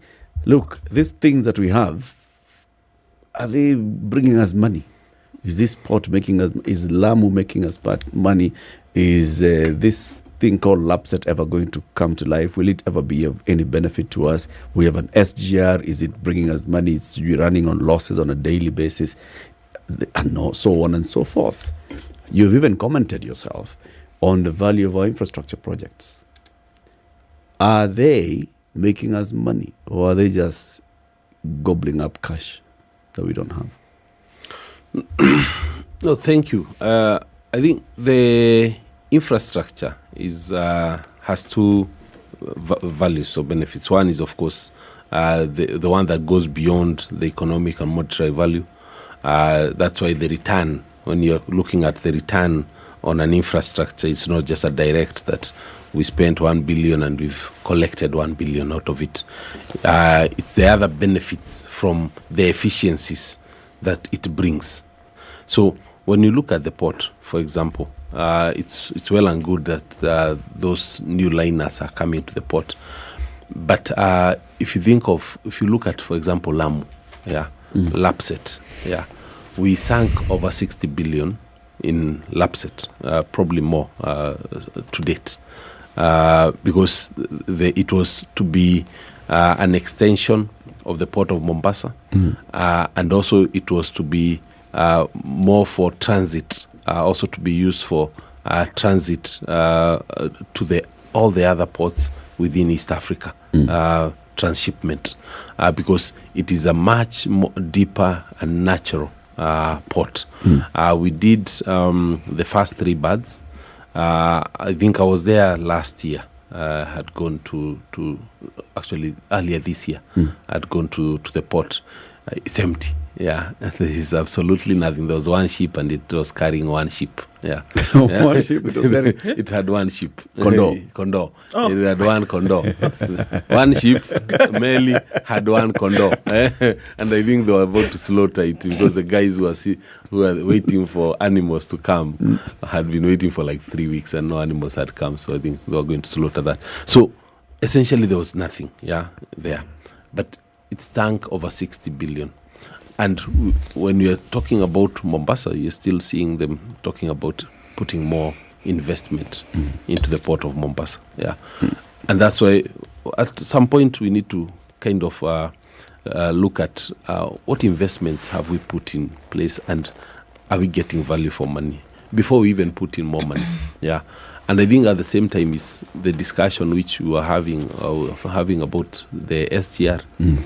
SGR, I was a PS who we did the SGR, and we got all the way to Naivasha. But will we say that we're getting value for money on the SGR? I will say we are not. And it's not because we cannot, it's just because we changed, we refocused on something else. Now I was being told that we might be looking at expanding the Mombasa-Nairobi highway, which is great that we do.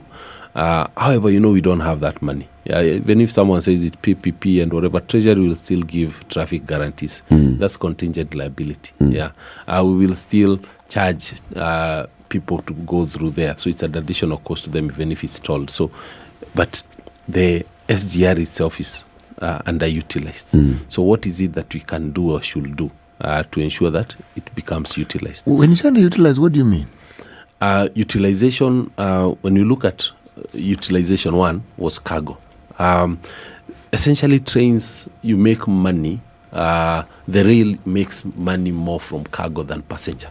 Yeah, globally, passenger traffic is actually even subsidized because you want passengers. The value in moving passengers away from the roads to the rail. Yeah, so beyond that's so on the social, so you have less traffic on the roads, less accidents on the roads, and of course, it moves people faster because within 4 hours, 5 hours, you're already in Mombasa. So when we did the SGR, we had looked at a capacity of about 48% for break-even, which means moving cargo from the roads to the rail. So, but at some point when I looked at the numbers earlier in the year, I've not looked at them since, they were at about 16%. So way lower than where we had actually anticipated them. When you look at the cost of moving a truck or a container between truck, rail and truck, it's actually cheaper on the truck. Yeah, the idea had been actually we even put together a committee that brought all the seafarers, all the actors within that space to actually even agree on the pricing that's even subsidized. Yeah, to be able to move more cargo through the rail. When you do that, even the road maintenance is lower because less trucks on the road, less accidents, as you're saying, less holdups, and you're able to pay your debt. You're not paying your debt through direct injection from Treasury. You're actually paying it from the operation. Chairman, the way you're saying it sounds very simple. How come we didn't do it? I mean, it seems. It's known. You see, like that committee was disbanded so before it could even come up with the TORs of how actually to go about coming up with those pricings. Yeah, because you do need to even offer the ship lines, because we were saying even destination when people are putting the port of arrival of your product, of your good, should not even be Mombasa, should be ICD Nairobi. Yeah, so that it just arrives, it's put on the train and off to Nairobi. Clearly everything is done here. But can I just for clarity purposes, the SGR and the construction of it, enhancement of infrastructure of the SGR, everything from the rail itself to the cargo trunks and all of that, the money for doing that was via way of loan, was it not? Yes. Okay, so Kenya procured a loan in order to get this infrastructure set up. Correct. Now, from what I'm hearing you say, it would have been very possible, let me not assume, but would it have been possible for the operations of the SGR, cargo, individuals traveling, etc., to amass enough in terms of income to do two things? One, for government to have substantial income and then also service the loan. Would that have been possible if it was operating in the way it was originally envisioned for it to? Yes, even if the government was not to make money out of it initially, because you see the loan was for 20 years, but this rail would have been there for 100, 200 years. So once, if the government does not make money in the first 20 years, use that first 20 years to pay off the loan. From there, then the government can make the money that it was being paid towards the loan. But the SGR, for there are a number of things that need to be done for it to become actually to even give money. The first thing was SGR was not supposed to end in Naivasha. Because it ends in a place that had one duka. It's called Duka Moja. Actually, I didn't even know the place. And then from there, it was supposed to go to Kisumu. Kisumu was what we are calling 1B, phase 1B. And then, 2B. And then in Kisumu, was supposed to set up an industrial park and industrial zone and also a port. The port of Kisumu that then links with the port of Entebbe. What that does is actually it opens up Lake Victoria to shipping activities. Right now there isn't any. It's cheaper to move anything over water than to even over rail. So we were saying once we are there, even if Uganda does not get its funding put up the rail now, because my argument was actually Uganda should pay. From there to Uganda, it's them to pay, not us, because there's no value. Theirs. There's no value to us of that rail beyond From Kisumu. Kisumu. Yeah, it's theirs. Yeah, but even if they didn't, then you can actually have the significant traffic and activity across the channel. Yeah. And even not just Uganda, even to Rwanda and all the other places. But where it is right now, there is not much. But even to get to Naivasha, the argument and the justification for it, was that we would set up an industrial park In Naivasha. In Naivasha, to set up an industrial park, you have geothermal power. You can get it at lower prices than the power in other places, so that even for export products. The manufacturing can be done there and immediately gets on the rail to the port away out of the country. So because the cost of logistics currently is about 35%, the idea was to bring that down towards about 14-12%, which is where it should be, at least for this part of the world. In the developed world, is about 3-4%. So that's the only way that it was going to operate efficiently and have returns, both for country as well as for the. So what changed? I mean, and why did it change?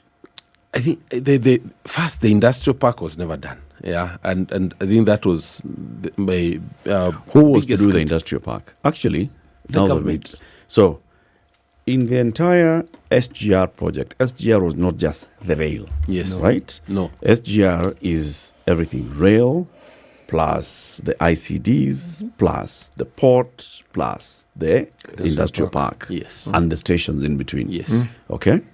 So at what point did the focus reduce on the other things like the ICD and off-taking from ICD then onto the roads and onto the industrial park? At what point did that focus reduce and only went to the railway? To be honest, I didn't understand that either, because I remember there's a time when I was talking to the president, the former president. Every time I meet him, I was telling him, Your Excellency, we need to start the process of acquiring land for the ICD in Naivasha, because we really fast-tracked phase 2A, which is Nairobi to Naivasha. And I was saying there is absolutely no reason to do phase 2A if we don't have the park. Because if we are going to do it, then we need to have enough money to go all the way to Kisumu.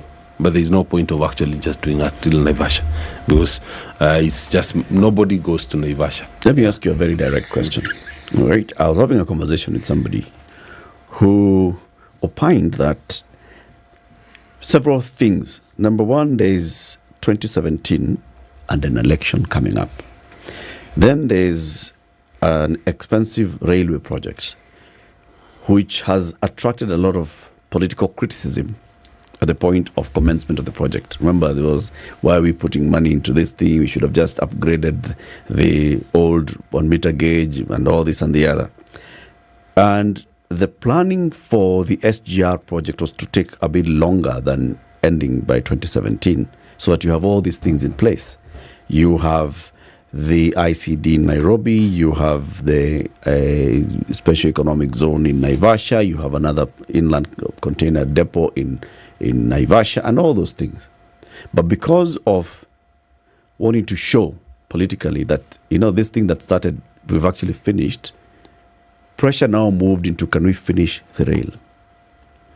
Can we have a train moving from Mombasa to Nairobi before the election, to show that there's something that's actually happening for political expediency, and that could have impacted everything else?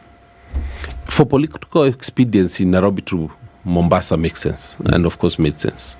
But the one I'm saying didn't is from Nairobi to Naivasha, because without the park, because even those trains, it's the cargo that were to go there, but once they get to Naivasha, then what? If it is human traffic passengers, once they get to Naivasha, then what? Because it's no road. There was actually no road. There's nowhere to go. To go there, it was just duka moja. It was just one duka. Yeah. Actually, if it was even what I was trying to say at that point, actually, we should just have extended it all the way to Bulbul. Yeah.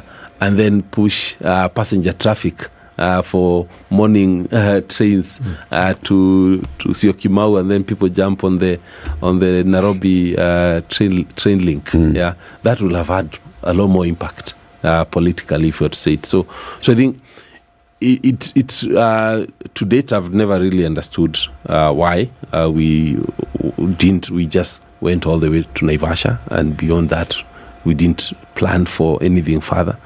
Of course, at this point, even the funding, you see, you're already not doing well with the length that you've already done, which is about almost 600 kilometers. Yeah. So if you're not doing well on it, then getting funding for the next leg, which is about 300 kilometers, becomes difficult. You realize what you're telling us, Irongo. When a principal secretary who's in that docket does not understand the decisions that are being made in the docket, my friend, who should understand them? If the PS in charge of the project does not understand the decisions that are being made on that project, who then is making the decisions, and who's advising them to make those decisions? Yeah, because as I said, I met the president severally, and I was just telling him, Excellency, we need to do the industrial park. Yeah. And what was his response? No, he was like, yes, we'll do. But I think they told the Ministry of Industry to help in starting the acquisition of the land there, because we needed at least about 10,000 acres. Yeah. And in the Naivasha area? It's not an expensive area because it had not been developed. But it had owners. I think so. There are individuals who own more than 10,000 acres. Yes. Getting 10,000 acres around there is not difficult. Yeah, the land is available. Yes, it's available. Yes. If we got all those many pieces of acres, the 380 whatever kilometers from Mombasa, surely. This one, the land holding there is large scale, by the way. It's large scale. Oh, yes. Let's take a break. Yes. We'll continue this conversation shortly. Irongo Nyakera is the current chairman of the Kenya Medical Supplies Authority. He's also the current party leader of the Farmers Party. He's a former principal secretary for Transport first and then for planning. Or was it the other way around? Yes, that's it's not transport, order. Then transport and then planning. Yeah. So we are talking about our infrastructure projects. Do they make monetary or economic sense at all? Back shortly. This is the Situation Room, the only way to start your day. Good morning, and I love your show. Thank you. Having come from a Kikuyu radio background, I migrated to Spice because of the content. I was born in a slum, but somehow I got a break in life. So sometimes when you see the sweating coming out because of the passion and whatever it is, behind the noise, there are people, and we share the same umbilical cord. It shouldn't be like that. I am so disappointed. We used to tell Honorable Raila Amolo Odinga that he's doing politics of conmanship, and even President Uhuru Kenyatta, serikali hii ndio iko na conmanship ya hali ya juu. You cannot promise people that you reduce tax, then you double. In politics, there is the issue of trust. For you to turn around and then stab the same people who gave you that trust, there is no other level of dishonesty. Na hii mambo utaona dunia tu. The Situation Room, Kenya's biggest conversation. Slightly overcast in Nairobi this morning at 16 degrees, highs of 24 and lows of 15. We'll see lows of 14 in a sunny Nakuru at 18, going to highs of 25, and it's mostly sunny at 17. In Nyeri, going to highs of 24 and lows of 15. Sunny conditions in Eldoret at 14, with highs of 24, and we'll see lows of 14. We're looking into a sunny Mombasa, 27, and a sunny Malindi at 29. Let's take a look then into Kisumu, where it's sunny at 23, going to highs of 29. And at 21 degrees, Kakamega is sunny with highs of 28 and lows of 16. Kampala is cloudy with 21 degrees, highs of 27 and lows of 19. And the rain is over in Dar es Salaam for now at 27 with highs of 31 and lows of of 25. Johannesburg is cloudy, severe thunderstorms for the morning with highs of 18 and lows of 13, while Mogadishu is sunny at 28. Addis Ababa is sunny at 14. Clear conditions at 26, going to highs of 33 in Lagos, while Kinshasa is raining lightly at 23 with highs of 30.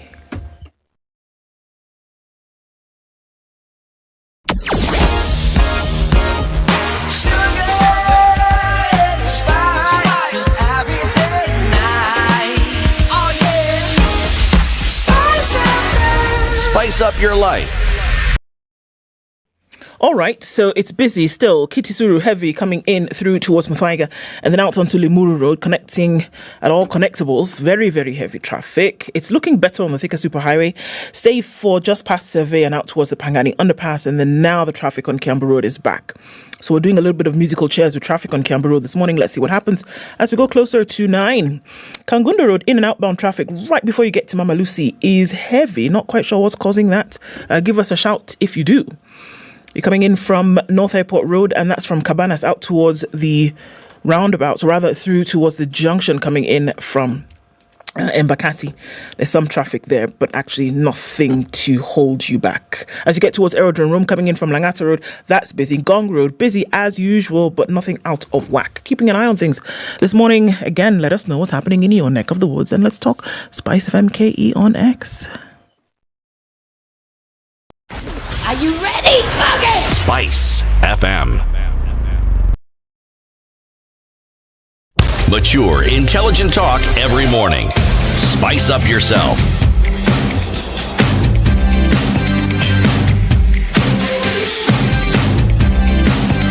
Mornings done right. 94.4 Spice FM, Nairobi. Nyakera, former principal secretary and current chairman of the Kenya Medical Supplies Authority, KEMSA. We're talking about our infrastructure. This SGR story, I just want to step back. Cabinet, highest decision-making organ of Kenya, says yes to SGR. The minister in charge is the one, of course, who then starts running with it for transport. The other ministers are playing a supporting role. The principal secretaries are the ones who are doing the job with Kenya Railways. Now, you, as the principal secretary, you're doing the job. Make sure that the contractor is on site. Make sure that this thing is happening. Call your Kenya Railways people every day. Are those guys working? Wako site. Wako site. Haya, imefika wapi? Imefika mahali fulani PS. Sawa. Then you report to your minister. Minister reports to the president. Sometimes you go directly to the president and say, this is where we are. According to the plan, we have reached this point. At what point do you report to the president saying we need to? Aren't you the one who should be going to the president to say, Mr. President, we have acquired land now in Naivasha, and we can now move with part 2A of this project? You know, where were you going to the president to say, Mr. President, we need to? You know, because the job is given you. Because it's you see, it's interministerial. Mm-hmm. So there is what's in your ministry and what's outside your ministry. And of course, it's in the other ministry, but also it needs treasury to fund it. Right. Yeah. So that's why when I realized that we are not getting anywhere. Yeah. So the assumption here is you, in your docket, yes, you talk to your counterpart in lands, yes, and your counterpart in the National Treasury. Yes. And you tell them, okay, guys, so our next phase is this and the other.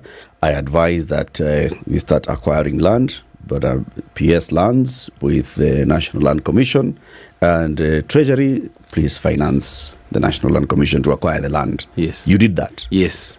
And there was no movement. And there was no movement. And Why? you see, the eventually the operation of the rail and the metrics on whether it's successful or not remain with the ministry. Yeah, and with our department and transport. Mm-hmm. So if it becomes a white or black elephant, it's yours. It's ours.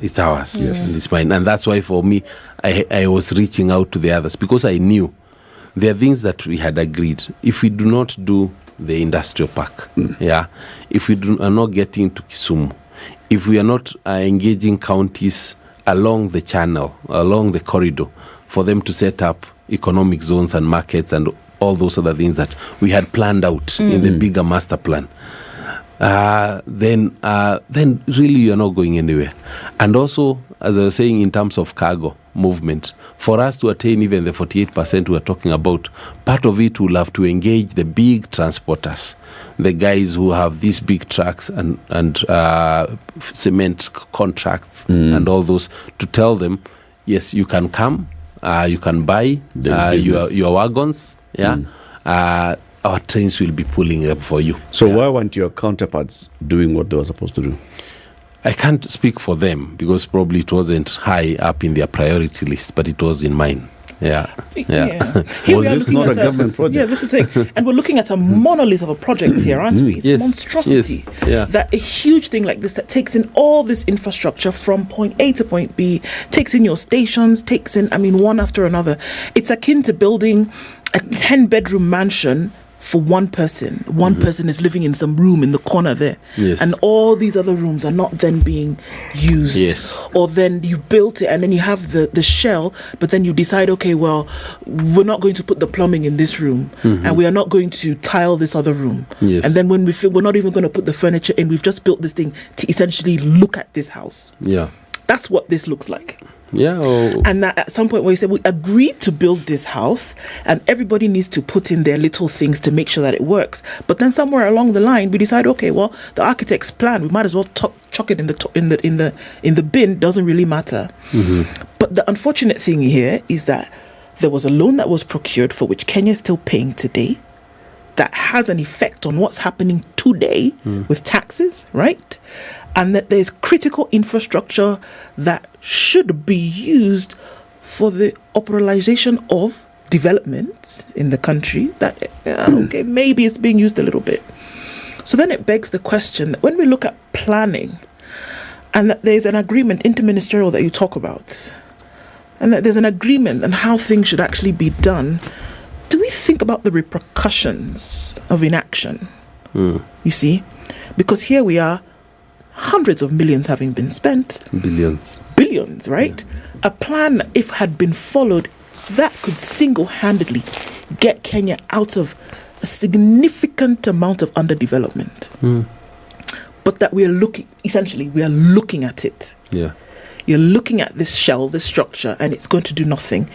And until and unless certain things are done, parks constructed, plan followed, we might as well have taken all of that money and chucked it in the bin. That's what we're saying. Yeah, okay, still be there for another 100, 200 for years. Us to look at. So I think there's opportunity to right our wrongs. Yes, there's opportunity to right our wrongs, and I think that's what in finance we call a sunk cost. Like once you spend money, you don't really. It no longer forms part of your future decision making. So yes, we spent money. Yeah, now we need to look at how do we move from here. Yeah.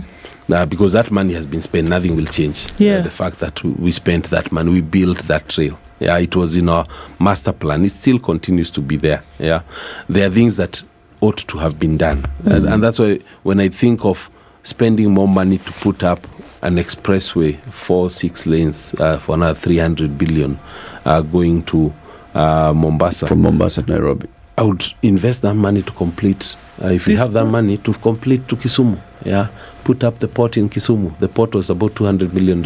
Yeah, a full operational port that now takes all the cargo that's going into the hinterlands, to the Congo, to whatever, now can actually come to Kisumu and it's taken to that side and it's transported.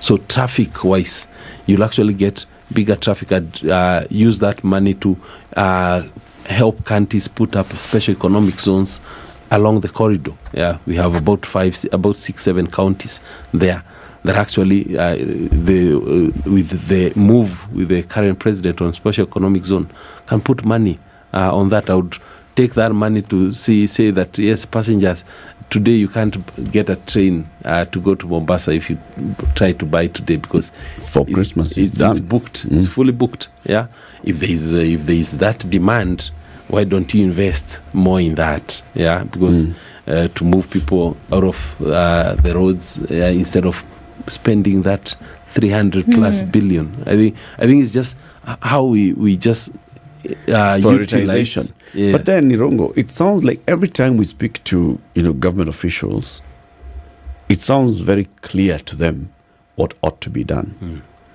But then things don't get done in a way that is an obvious way of getting things done.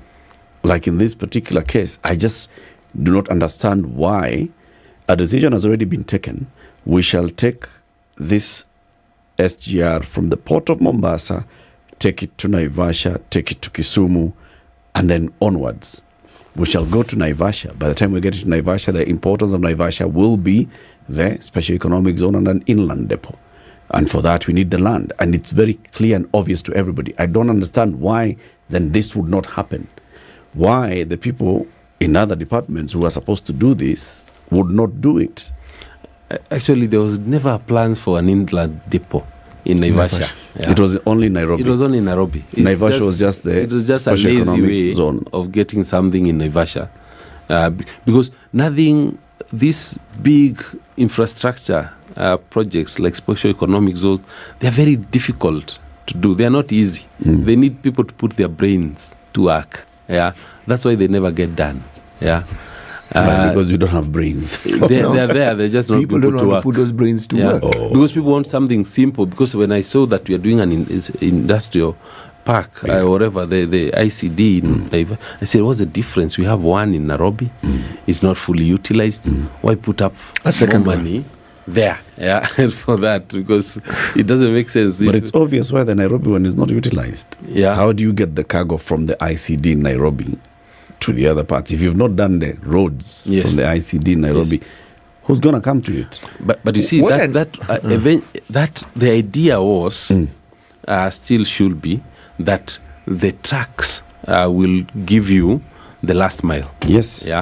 But the last mile out of Nairobi, not out of Mombasa. Yes. Yeah. Okay. Yeah. So you'll still need the trucks. You need a road infrastructure. Yes. That goes very well into the ICD in Nairobi. Yes. And out of the ICD in Nairobi. Yes. And then supplies that last mile to the industrial parks, parts of Nairobi and all. Okay. Yes. So you moved from transport, you went to the National Treasury. Yes. One of those departments that was not acting. Yes. In this, did you find out what was happening then? Because now you moved in and you went to the PS for planning in the National Treasury. And my counterpart across the room there is the PS for the National Treasury, who was supposed to be releasing money to buy the land. So, actually, planning, what happened? Planning is one department that's very interesting. I'm glad that it was moved to the National Treasury because before it was under devolution. We were in Ministry of Devolution and Planning. Yeah. Yes. There you're just moving papers. You're moving these big development agendas and all this, doing the mid-term reviews, looking at Vision 2030. There you're dealing with visions. You're not dealing with actuals. Yeah. And nobody you're a dreamer. Nobody really listens to you. Yeah. So at least when it's in Treasury, you can now say, if you do not do what I'm saying, I'll talk to my counterpart and you will not get money. But before that, and because then the minister is the same, he's the minister of Treasury and Planning. Treasury. So now which was our suggestion, we were really saying, us here at planning, nobody takes us seriously. Yeah. Chairman, there's something I've never understood. Genuinely not understood. Yeah. Perhaps I have a bias because I grew up in Mombasa. Was it necessary to do this ICD in Nairobi? Was it necessary for the whole configuration in Mombasa to essentially be transferred to Nairobi? Because that's the optic that a layman like me has. Was it necessary? It was necessary because of the congestion that was in Mombasa. What was causing the congestion? A lot of the disorganization. Yeah. So it wasn't really real congestion, it was disorganization. It was disorganization. Yes. Of course, the infrastructure had not been put in place. Of course, so since why then put up an infrastructure in a new place? This was my thinking. It's a new place, Nairobi, put up new infrastructure, and you could have done the same thing in Mombasa. Would there been a difference, or what economic sense did Nairobi make? The idea of the highway, yeah, because even if you do it in Mombasa, you'll still have all those trucks on the road. Mombasa, yes, on the road, yeah. But if you do it in Nairobi, then you now decongest the road, yeah, and those trucks can now start from Who was Nairobi. complaining about congestion on Mombasa Road? The accidents that were there, we were clear, and the traffic on Mombasa Road and pretty much even the road maintenance it was already the studies that had been done was that either the Mombasa Road expanded or another alternative. Why did they expand the Mombasa Road? Because rail, again, is supposed to be cheaper, for cargo than road. You see why I'm asking? We create something that we thought is, or we believe, or we are told is going to be more efficient, and in essence, you cripple an industry, because the transport industry that used that road and was their business, did it not dent it seriously? But you see, that's what I was saying. These same trackers, will still, because about 60% of the cargo that from Mombasa is for Nairobi and beyond. So some will go to Makindu and up, Lamu, whatever. Uganda, Rwanda, Congo. So 60% is actually destined for Nairobi and beyond. So that's why by moving this to Nairobi, technically you moved 60% of trucks from the roads to the rail. Okay. Now you see, that thinking is logical, but it didn't happen, did it? No, it didn't. Okay. Because the cost of moving, if the to a consumer, putting something on the rail versus on the truck, it's cheaper for me to track something today. Yes. And could the trucks still not have been used in the same manner and the railway still? Because the argument always was the railway couldn't handle the traffic. Was that true? Was it just myth? No. The railway can actually, what it could handle all the traffic. I'm saying actually to break even, we just needed 48% capacity utilization. And why are we not using that 48? As you said, pricing, industry stakeholders engagement. They've not been brought to the table. They are not on the same page. It was a bungled project. Good idea, poorly executed. Yes. Right? Yes. That's bottom line. And the suffering all round, because the truckers could have benefited from this process. Yes. The railway could have benefited from this process, and the citizens could have benefited from this because process. the truckers would not have been put out of business. Probably some of the towns along the highway will have suffered a bit. And that's a good thing. I said probably, not certainly. Because then they would have found a way something else to do, to reawaken it, because it means then more people are able to drive down there because the roads are not as congested. Then they can have stopovers. When they built this new road that goes through Limuru, I grew up in Nakuru, spent many of my early years in Nakuru. Naivasha town died. Which town? Naivasha? Died. What revived it were the flower farms again. But several years later, just a road moved. But now, because of the road from Nairobi to Naivasha, the hospitality sector in Naivasha is thriving. It's actually even doing better than Nairobi. The road. Precisely. So that's what I'm saying. Alternatives they will will find come something alternative. You see, just because this move to the rail was not so that it kills those towns. It's efficiencies. It's efficiency. You know where I'm going with this, Irungu? The government is not supposed to wait for chance. The government is supposed to plan. And follow the plan. Yes, because there are ripple effects of these things. And we don't have to invent it. Everything we are saying was likely to happen. It should have been planned for that. When it happens, it's within what we had already foreseen. I think what I have learned is a good plan is one that you're able to execute. Absolutely. Yes. So you can have all these plans, which we do. But if you're not able to execute, it's null and void. I must ask, because, oftentimes we sit here and we imagine a situation. It's kind of like you imagine a hospital has doctors and nurses, right? So when we hear about government, of course, common sense would make you assume certain things, but I really want to understand when we talk about some of these projects and we talk about the people behind the plans and policies, these are experts in their own right, isn't it? Yeah. These are guys these are men and women who are skilled at what they do. So by the time they put together a plan like this, even if it's something that was forced on them and said, look, come up with an idea for a standard gauge railway that's going to take things from port to port, country to country, that they know if we do 1, 2, 3, these are the results that are going to yield. And this is what this could actually do for the country. They know. It's like an architect with a building. They know if you do it like this, you'll get sunlight in this, degree, etc. So they are there, isn't it? Yeah. They know that if you follow the plan, you will get to this destination. Yes.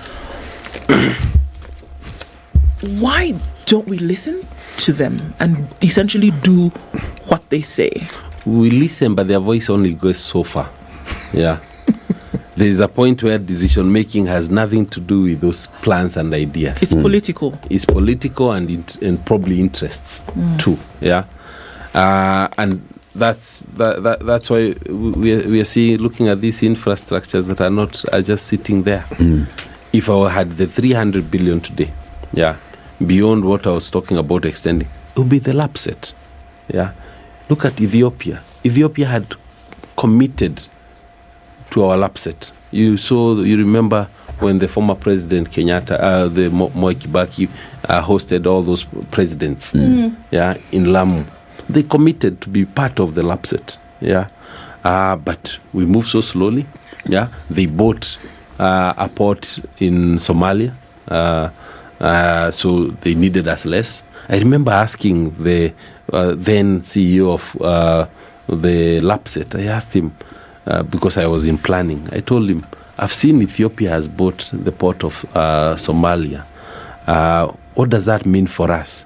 His response to me was that, I think it's good for competition. So I asked him, but the money we're investing is not supposed to be lost. What's this about competition? When these others are moving and you're not. How is that competition? We need to finish the road from Lamu, Garissa, Isiolo. Then it connects to Moyale, opens up that side. We needed to have opened up the northern corridor, which is now from Isiolo all the way to Nakadok in South Sudan. Opens up for them. So if you're talking about 300 billion, it could have done that. It could even do that for less. Opens up the a whole corridor, creates, enhances trade, and makes the port of Lamu operational. Bona Party leader of Farmers Party, because you have a party, I'm sure this Farmers Party would like to be in government one day, leading government. Yes. Not as a coalition, but the leader of the coalition. Not as a what should we do to make sure that government officials, both state officers and public officers, actualize a plan from beginning to end? And so that we also don't hear. Many people are saying, we're hearing a former PS sitting who was in charge of something, but is also passing the buck onto somebody else and saying, this didn't happen because these guys didn't do it, because these guys didn't do it. How can we avoid former public officers from passing the buck and saying it didn't happen because somebody else didn't do it? One, we should stop all these new projects. We tell ourselves, what's our stock? We take stock of what we have and all these plans that we had. Before you come up with any new project, we ask ourselves, these ones that stalled, what needs to be done? Like the expressway, you see, it was done. There are always questions whether it should have been done then or later, but it was done and it's relieving traffic. I think there are people who are really benefiting out of it. Of course, the Chinese are making good money out of it, at the same time. But it's a project that has been done, completed, and people can see it. Whether it's good or bad, you can argue about it, but it's there. It's done. So, and I think that's what we need to do. If actually you look at, if you get the list of projects that have stalled, you'll be shocked. How can we unlock those ones? How do we demand for accountability, or how do we enforce accountability? You see, expressway was done probably because there was an interest for it to get done. How do we make everything a public interest for it to get done, so that you don't take away a project just? These projects... Should we jail everybody who didn't get things done? I'm not one of them, because mine, I got it done. But you'll find that a lot of these projects that have stalled, they're actually projects that can unlock so much value for the country. You'll find hospitals that are stalled. You find those industrial parks, leather park. Yeah, there are so many things. And what happened? Did the institution stop receiving money? Nope. No, they receive money, but they direct it to something else. To someone. Or to someone else. They say that project is for somebody. Ilikuwa ya mtu fulani. Yeah, alishakula nini at the front, up front. Sasa wacha si tuanzishe yetu. Yeah. Irongo, thank you very much for joining us. It's time for the news. Irongo Nyakera is the chairman of KEMSA. He was here because he was a principal secretary for transport, telling us about our infrastructure projects. Keep it here for more. 9 a.m.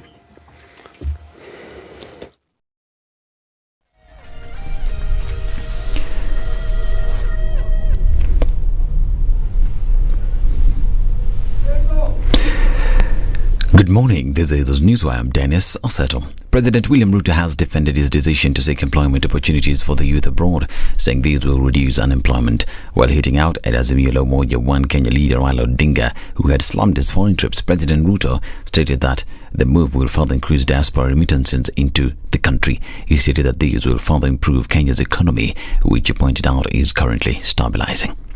Deputy President Rigathi Gachagua has defended the government's endeavours to revive the economy in the face of concerns about its perceived shortcomings. Gachagua reiterated in Embu that both he and President William Ruto inherited a struggling economy when they assumed office. Drawing an analogy to a hospitalized patient in the intensive care unit, Gachagua acknowledged that extensive efforts are underway to better the economy, emphasizing that there is still hope and not all is lost. National Assembly Majority Leader Kimani Ichung'wah has dismissed calls by Azimio la Umoja One Kenya leader Raila Odinga for the government to reduce fuel cost by 50 shillings. Speaking during a church service attended by President William Ruto in Kimende, Kiambu, Ichung'wah stated that oil prices are influenced by demand and supply. He further pointed out that the government has put in place measures to stabilize fuel cost in Kenya.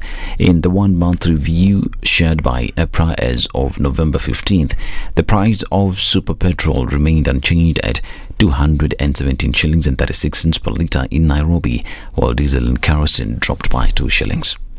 And government spokesperson Isaac Mwaura has urged Kenyans to avoid night travels and unnecessary trips due to the challenges posed by heavy rains, which have rendered some roads impassable.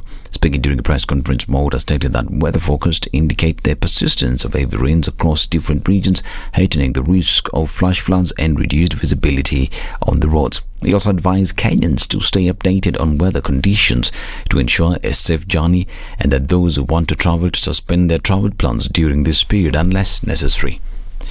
The Central Organization of Trade Union Secretary General Francis Atwoli has called for the sacking of National Treasury Cabinet Secretary Professor Njuguna Ndung'u over his remarks that the government lacks resources to finance key public expenditure.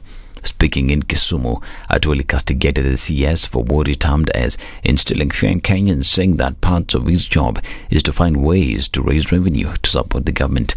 Atwoli said that as the Treasury boss, Professor Ndung'u should be the bearer of hope to Kenyans, and that he should outline measures to help inject life back into the economy. Doctors in Busia County have threatened to down their tools again if the leadership of the devolved unit fails to meet their grievances. This comes after the doctors held a meeting with the umbrella body, the Kenya Medical Practitioners, Pharmacists and Dentists Union, led by Secretary General Davji Atela and his deputy Dennis Miskela. Atela, in a statement after meeting, noted that the union's legal team is presently fighting a court injunction that ordered the medics back to work following their recent go-slow. And sugarcane farmers at the Nzoia Sugar Company in Bungoma County have threatened to strike unless the milling firm settles their outstanding 21-month salary arrears. The farmers gave the company's management 1 month to clear the dues, threatening to disrupt operations if their demands are not met. Addressing the sugarcane farmers during the reopening, Bungoma Governor Kenneth Lusaka assured them that plans were in motion to address their financial grievances. And the Information and Communications Technology Authority, under the Presidential Digital Program, has inducted a new cohort that will help in capacity building the country's ICT sector. The initiative is meant to develop ICT high-end skilled graduates in Kenya who will spend 9 months in the public sector and 3 months in the private sector. ICT Chief Executive Officer Stanley Kamanguya said The induction of cohort number 8 has met the program achieve its milestone of almost 3,000 highly skilled ICT graduates who are able to address the evolving challenges of the digital era.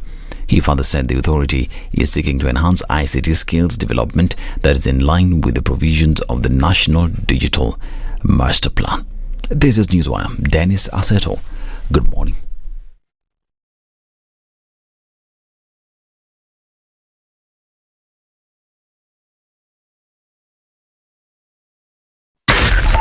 .4 Spice FM, Nairobi.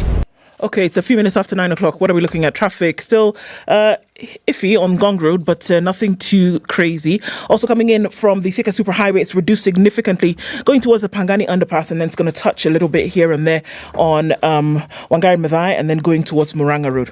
Apart from that, traffic this morning has been very manageable. Hopefully, we'll continue this way through the morning. Let's take a look when traffic hour comes to an end around about 9:30, and then we'll talk on Spice FM, KE on X.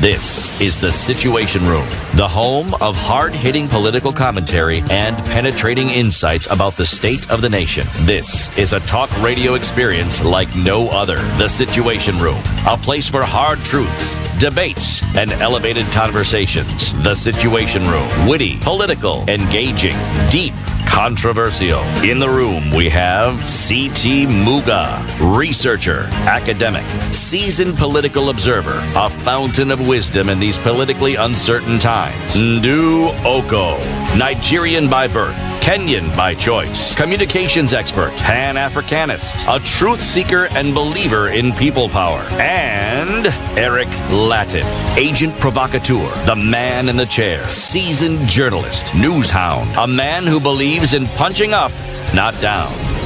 This is the Situation Room. How are you doing? Welcome to the final hour of the Situation Room today. It's the eve of Jamhuri, so we can already start saying happy 60th to Kenya, right? Senio? Yeah, as we get there. As you're heading into Jamhuri and then from Jamhuri, you know, after Jamhuri, kama mtu akona pesa yako, mtafute match. True. Mtu akona pesa yako na haja kulipa sai.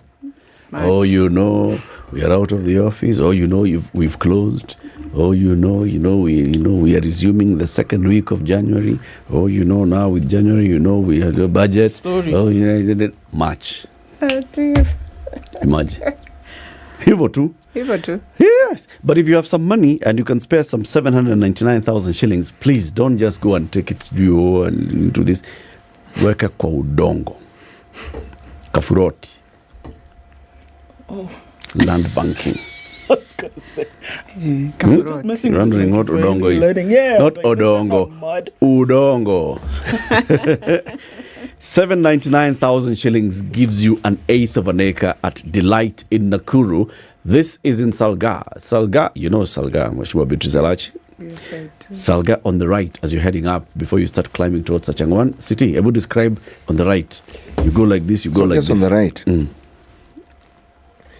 Salga town, yes. Left. You've passed all those traffic policemen, and there are many. Okay.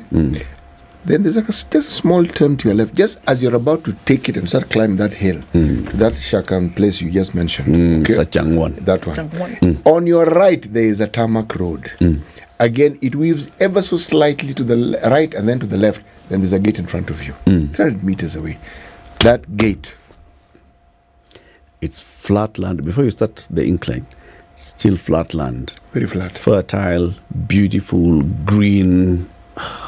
And if you look a little carefully, just a little beyond Kidogo before you start climbing, there's even a river, just so that you understand. Yes. Ikomuto. Napaona. Mona. That place, that one, Mheshimiwa, a new housing development is coming up. Oh. Nakuru, as you know, is now a city. Yes. And Nakuru being a city, Sachangwan, Salga will be part of Nakuru city very soon. It will be the suburbs of Nakuru city. Milimani will just be like Kilimani in Nairobi. Milimani CBD. Itakuwa CBD. It will be like Upper Hill. buildings like this. Kilimani imekuwa twingi. It is CBD. It's like China this. rice. Yes. Chinatown. Itakuwa kama constituency ya Mheshimiwa Beatrice Lachi. I know. Kilimani and Kuna vitu vingi hata uelewi inaelekea wapi. So the best thing to do is start investing now in the suburbs of Nakuru city by going to Delight in Nakuru. Send the word Nakuru to SMS number 20321. Username Investments will call you back. They'll tell you all about this new project, Delight in Nakuru in Salga. And then you'll also panga to go and visit and see and select your plot and start paying 80,000 shillings down payment, the rest within 30 days. Or you can discuss. You can tell them, kuna mtu akona pesa yangu na saini 12th ameenda. Wacha nikupatia hii 80,000. Akirudi tutadiscuss. 10%. Okay. Akirudi tutadiscuss. Sindio? Great. Beatrice Lachi is the Member of Parliament for Dagoretti North. She's our guest this morning. And for purposes of this conversation, let me just tell you what she's been doing in the last 10 years in terms of leadership of this country. First, Senator. Then, Speaker of the County Assembly of Nairobi. Then, Chief Administrative Secretary. Now, Member of the National Assembly. That's what you call accomplishment. Sindio? Ndio hiyo. When you talk about an accomplished Kenyan, it is what? Definition. Ndio hii picha. Ndio hiyo. Hang it. Angalia vizuri. Inspo. The right one, but we will accomplish. Okay. Welcome her with the day's proverb. Yes. Our proverbs for the whole of this week come from the country of Djibouti, whose capital is Djibouti. Whose official language is? French. Thank you very much. Hint. You unashika hint vizuri. French. The proverb. It is no shame at all to work for pay. It is no shame at all to work for pay. Amenilima tu asubuhi Sometimes it's shame. There was a writer who used to read a great deal when we were young. It was called James Hadley Chase. Okay. His books were simple to understand, and you always knew what was going to happen at the end. Yes. And there was a book, The Guilty Are Afraid. By James Hadley Chase. Yes. I'm just saying a headline of a book. I'm not referring anything. You've given Mheshimiwa the shoe. And everything. It fits. George Bush style. Direct. What's the interpretation of that proverb? This one. It is no shame at all to work for I pay. might say and then find myself again in a lot of trouble. Last week, I don't think so. I was in a lot of trouble of just explaining something very simple. It's a logic, and when right? Papa said it, I think now people picked and realized, oh, this is what I was saying. So now I'll say it again and then ilete shida. But let me say this. This is very simple. In Kenya, by the way, in civil service, they are never ashamed to be paid, whether they are working or not working. Hiyo si shauri yetu. Them they believe and they will say anything and they will do it in their own style because they are pensionable. Permanent. And permanent. I'm telling you. And so you can't do anything on them. They will bring you the law and they'll tell you, oh, the Employment Act says this. And then you are tied. That's why you can never take anyone who is employed in government hivi kotini atolewe. It's very difficult, by the way. Because the first thing you enter in any labor court, whether you have done it wrong or right, the judge will give you orders first, then go and sort it out as the case proceeds. Yeah. So I'll pick it from that. Reinstate the officer. Yes, first then reinstate the officer. Ready to work. Mheshimiwa, I'll put it in that way. Last week, you said something. Yes. And, it landed you in hot soup. Yes. On social media. Was it hot soup? I don't know. What do you think it was? Hot oil. It was hot oil, but I was asking myself, maybe I would have just said it bluntly. Sometimes you say something for people to awaken their mind. Because all I was just trying to say is that I haven't seen any innovation of government that goes beyond public service to bring in how people can earn, how private sector can thrive, for it to make jobs and people to earn salary. So what government has done, they have flourished so much within their own civil service, and they will create so many positions there. For them, they feel that is the best way of expanding what they want to collect. And that's all I said. But I said it in a very, I'll say, diplomatic way, the way you hit something but you don't want, and you make it. But that's true. And when we were with Baba, when he was talking to the student, he said it so well then now. That way, I think people now understood what I meant. So let me ask you. It was just that simple as that. I think this question sets the context. Yeah.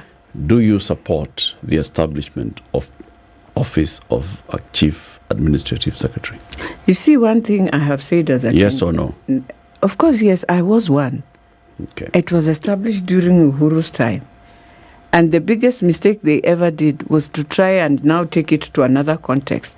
All they needed to have followed, because it had gone to court, the courts had agreed and given them time, and now public service had created the structure properly. So if the Kenya Kwanza government had just followed the law, how the public service had structured, the advice they had given, it would have worked for them. For them now to just go to another world, that one I have always said it was very wrong, because you just look at the departments that are there. And I've always said this position is not there for purposes. When Uhuru was creating it, it was already there. The biggest mistake he did was to change the name to call it Cabinet Secretary. But these are advisors, and they are even there up to now. And the pay is the same. So what Margaret Kobia did at that time was to advise him to change the name. So I think the most important thing that we need to be questioning, was it right to change the name? Because all of them are advisors. Well, they were advisors of the president, and it's a structure in public service. In every ministry? In every ministry. Okay. And even now they are still there. They have the same pay. The 50 pay, people? Not the 50. They are even more, because these are advisors in different ministries. So they are there. Are they also advisors in ministries and state departments within ministries? Yes. And some have more than one?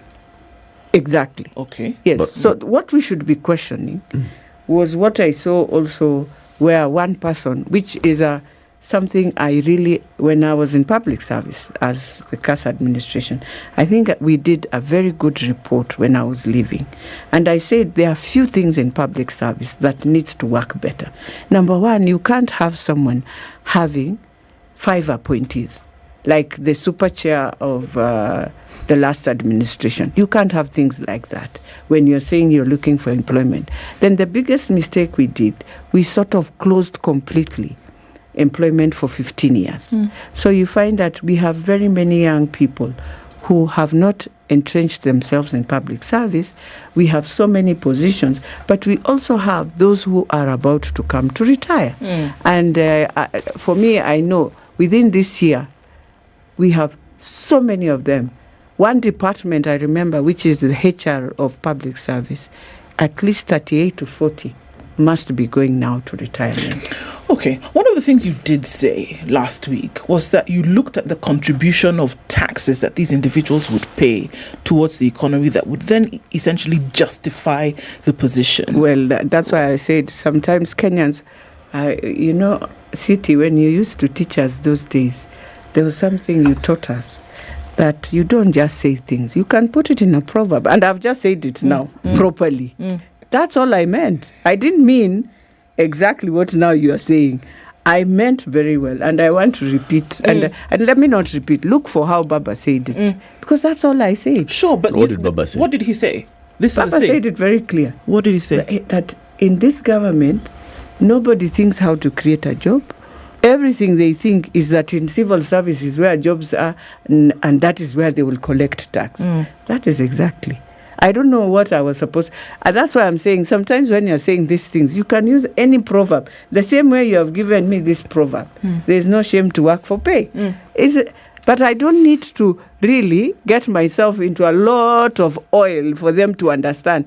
Anyone who was there who could listen properly and who was with wisdom would have said, okay, why is it that we are not taking ourselves back to private sector and being innovative to bring more jobs than assuming that you can only do it in public service?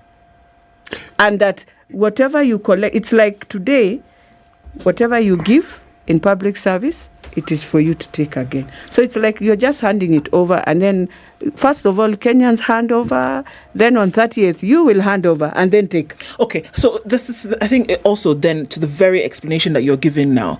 There could be what you meant to say and what would have been an underlying meaning, and then there's also what people perceived from where they heard what you said, which is then why it is very important in some cases to just be very clear, because this is how it was perceived by lots of people in a situation whereby everybody's everybody is right now dry tinder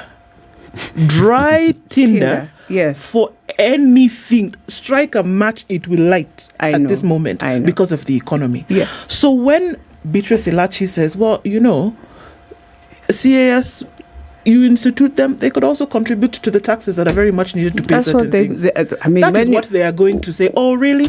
So what we are looking for is another opportunity for more taxes to be paid. So give these 50 people a job. Do you see how they can see that? But then my question then goes, because I want us also to really be very honest to ourselves as Kenyans. We want the young people to join in.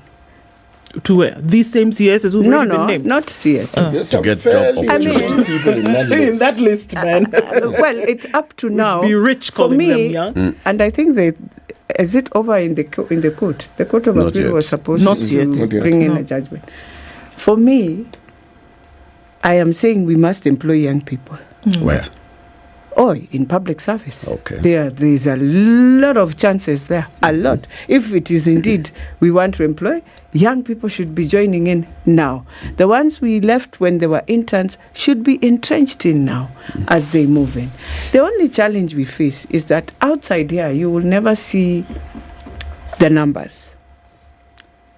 You will never see the numbers. But then if it is opened up for people to see, then I think you can find yourself in a lot of shock because you'll realize many people have joined in, but then there's nobody who is able to give in that data to show within this year we've had this. Within this year we have these ones who have come in who are the advisors, who are this. So you see, we see these ones that are open, but maybe more than 200 people joined in as advisors and we are just here.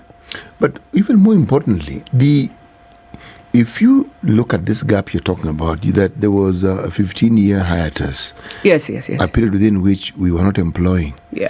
There's the question of what occasioned it. You then have to go back a little into history.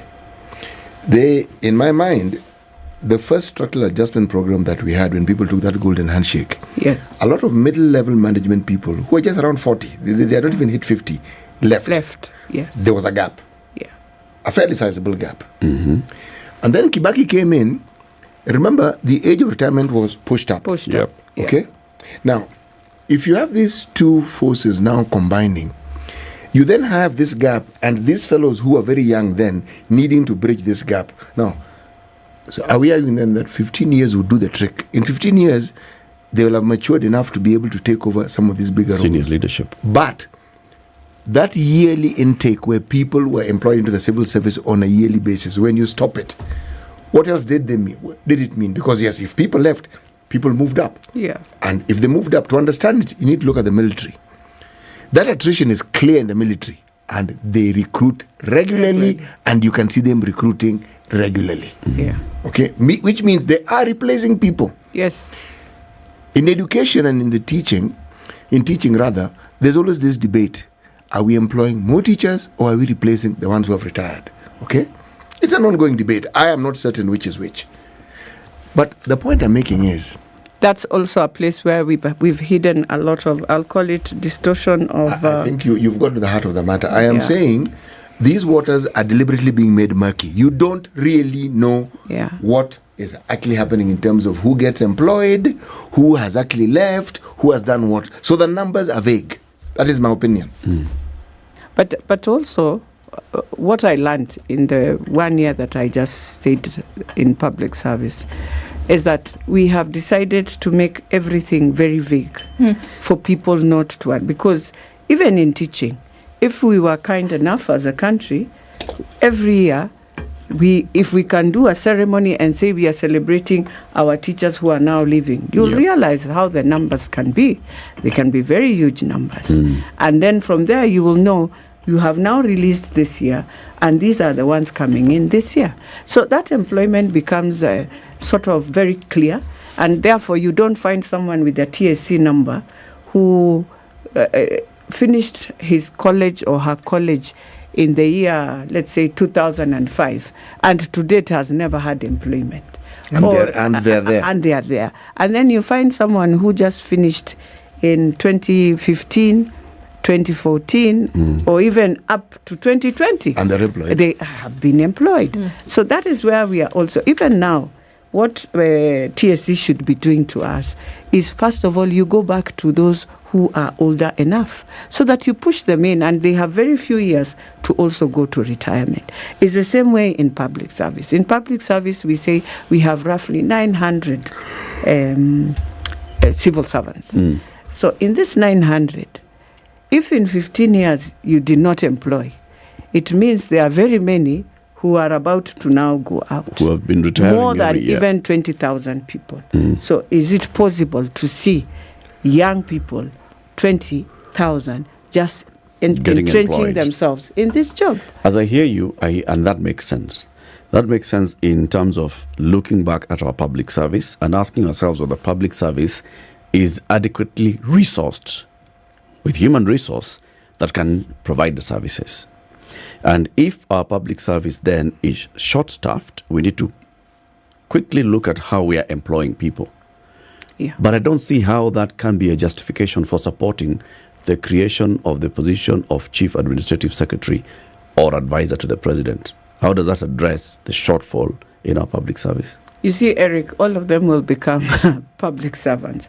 But at the same time, that's why I'm saying it was unfortunate.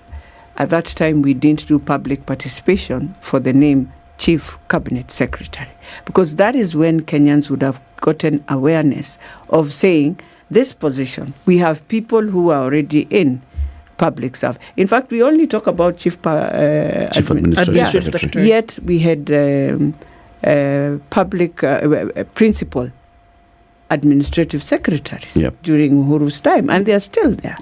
And so we and why I always say I can never run away from this. I was one. I'll be a most unfortunate Kenyan who can come on media and say, oh, that position was a wrong position. Then I needed to have left and said and tell Uhuru, this is a wrong position. So you're tied to it. So you really cannot oppose it because you were appointed and you accepted. Yes. That's the main reason why. It's not even just the main reason, Eric. After I entered in, I realized, because for us in Kenya, we look at it very differently. But we forget, we call ourselves, we are in Iyala. When you go to Iyala, Tanzania, Uganda, and everywhere, I think when you look at the ministers and the deputy ministers, they are quite a number. At the same time, they have a role.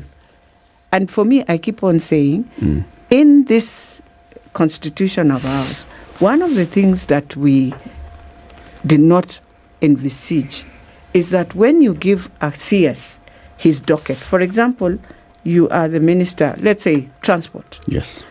It's transport and infrastructure. But today, when I look at the CS, he is like the CS of roads only. What happened to these other departments? Where are they?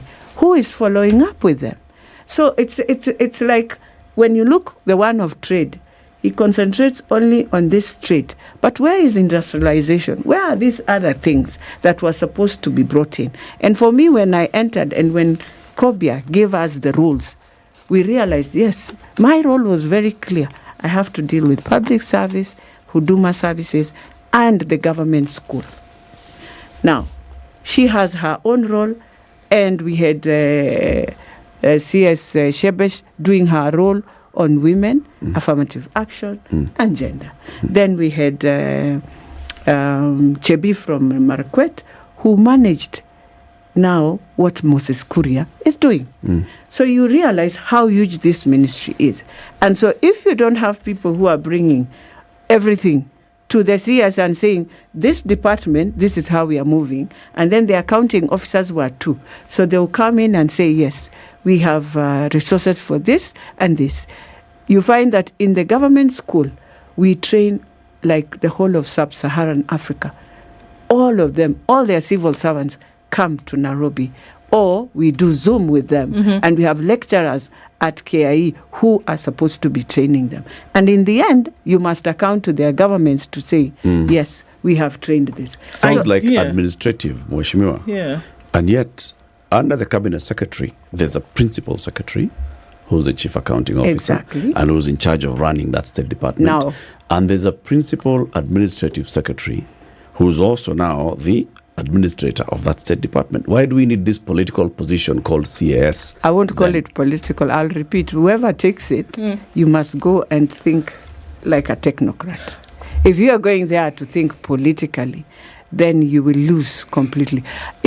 We can discuss it here, but how I wish somebody can sit in and realize how instead of hiring that CAS, yes, why not take the salary that a CAS is making and hire people at other executive roles in that state department? Like you're saying, we are short-staffed in the public service. Well, why bring in somebody who is politically appointed for all? So the problem is that they are politically appointed. Well, we can't run away from what it looks like, Mheshimiwa. Are we saying, no, for me, it's like you're saying now that I'm a politician, I don't deserve to work in any place in Kenya? No, that's what we are saying. No, that's not what we're saying. You don't deserve. After you're a politician, you're just a nobody, you are there. So you can't serve. And what have we said? You cannot think through as per your profession. Mheshimiwa, what have we said that has given you this impression? No, it's because the way we are arguing, these politicians, and Eric is telling political me, appointment. the executive.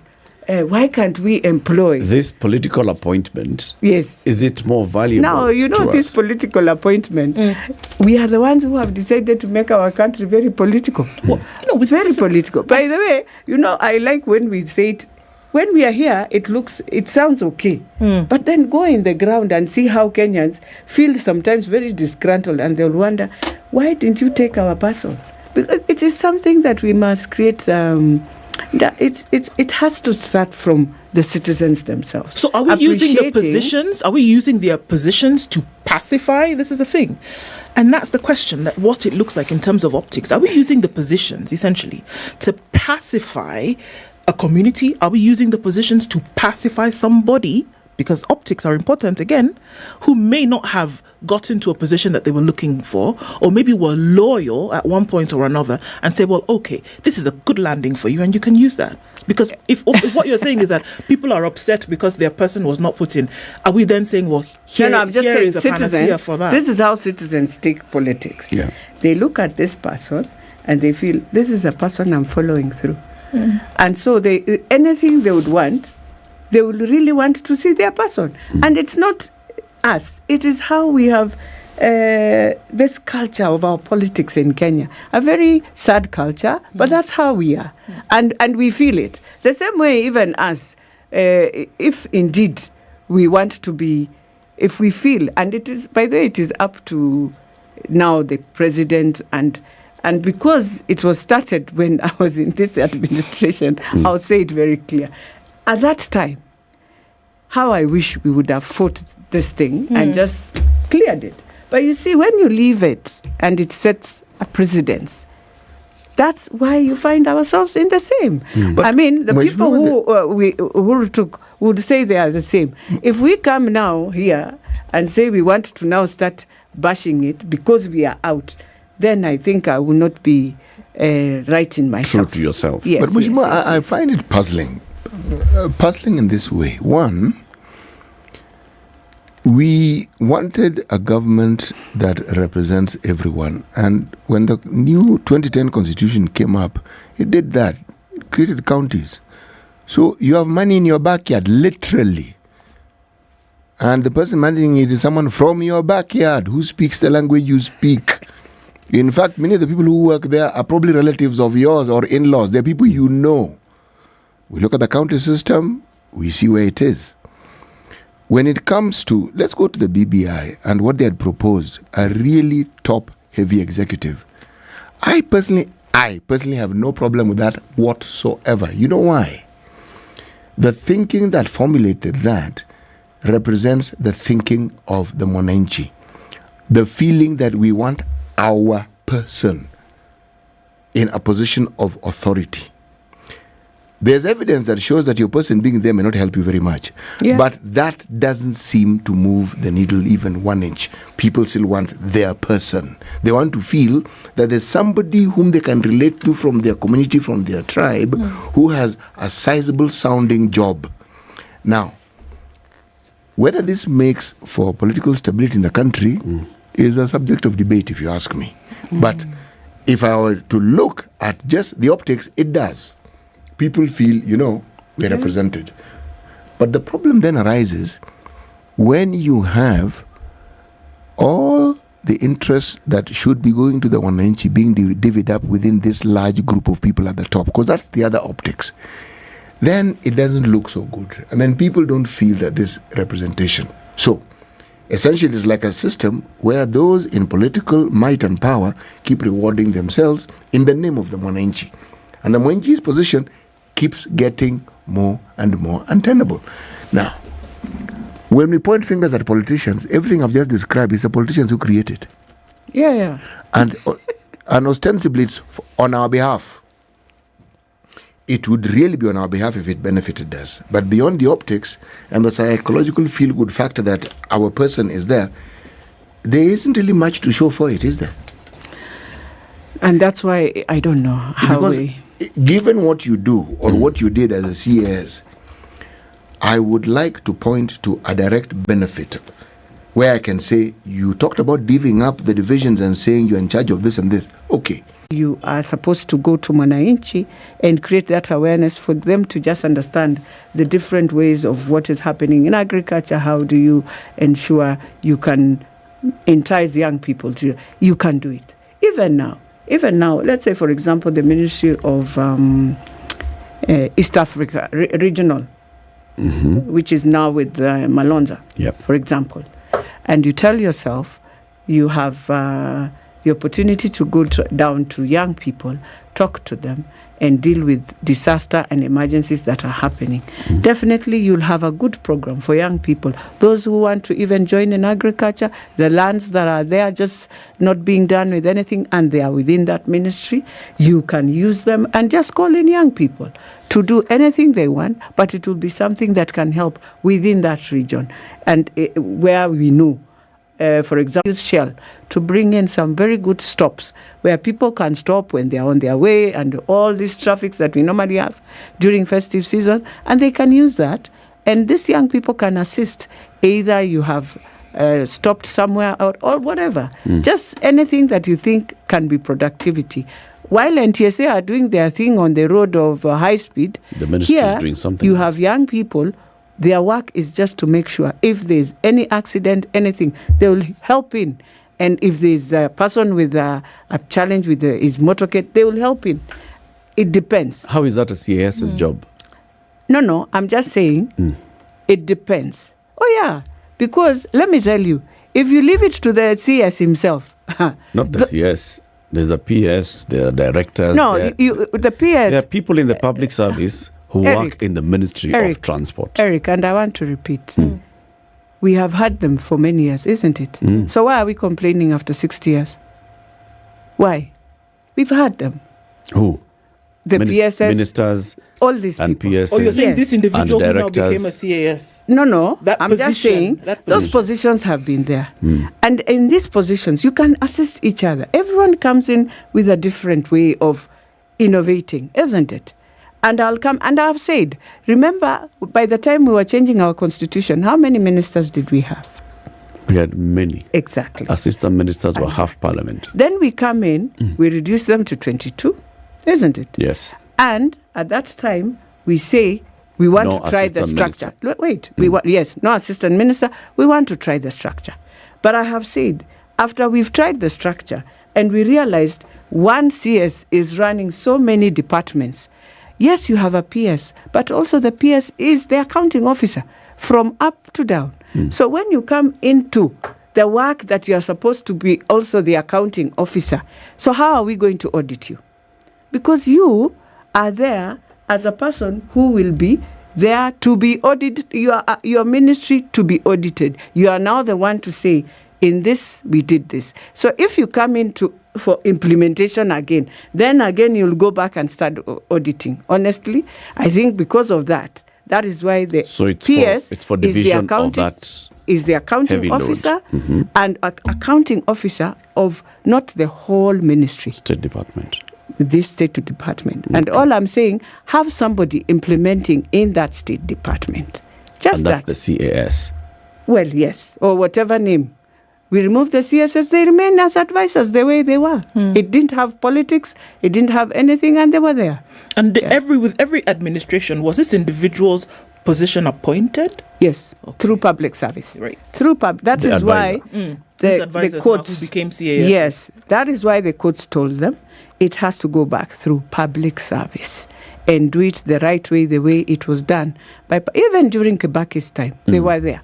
Now, right now, Mheshimiwa, a bill is being brought to Parliament that then seeks to regularize what even the courts found, all right? Yes. And saying, let's then create this position of Chief Administrative Secretary. Yes. With specific roles. Yes. In a bill that creates the position as an official position in public service, that this will be the functions of the Chief Administrative Secretary, including this will be the people who report to Parliament. When it comes to accountability, when it goes to the ministry, the CAS is sufficient to appear before Parliament to answer questions on a particular State Department and other roles that they play. Will you support that bill? For me, what I think, if we were to just go the way the court said, we would have left this position to public service. But it is because in public service, isn't it? Well, when you bring it now in Parliament, you now want to say that, Parliament must vet them and all that. I don't think it makes any, because you've gone through a vigorous recruitment, and then now you come, they've interviewed you. So again, you come into Parliament to go through another vetting. I am hoping, for avoidance of doubt, yes, the first time when the now Senator for Busia took your position to court, yes, was arguing that the president has appointed without even involving the public service. Yes. And that position was not first created by the Public Service Commission before the president appointed. Yes. That was the anomaly then. Yes. This time, President Ruto seeks to remedy that by, first of all, requesting the public service to create the position. Yes. Public service goes through public participation and says, okay, you can create the position for 21 CASs. Yes. Then the president appoints 50, which is the case now that was taken to court. Yes. You sought 21, you were given 21. You appointed 50. That is a current dispute. Yes. It's not whether it followed the process. It is that he then now went and overstepped. And I think all of us now the bill that's being brought into Parliament is creating this position as a proper, in a bill that then creates this position. So the whole argument here is: do we need to create 50, 49, 76 CASs? No.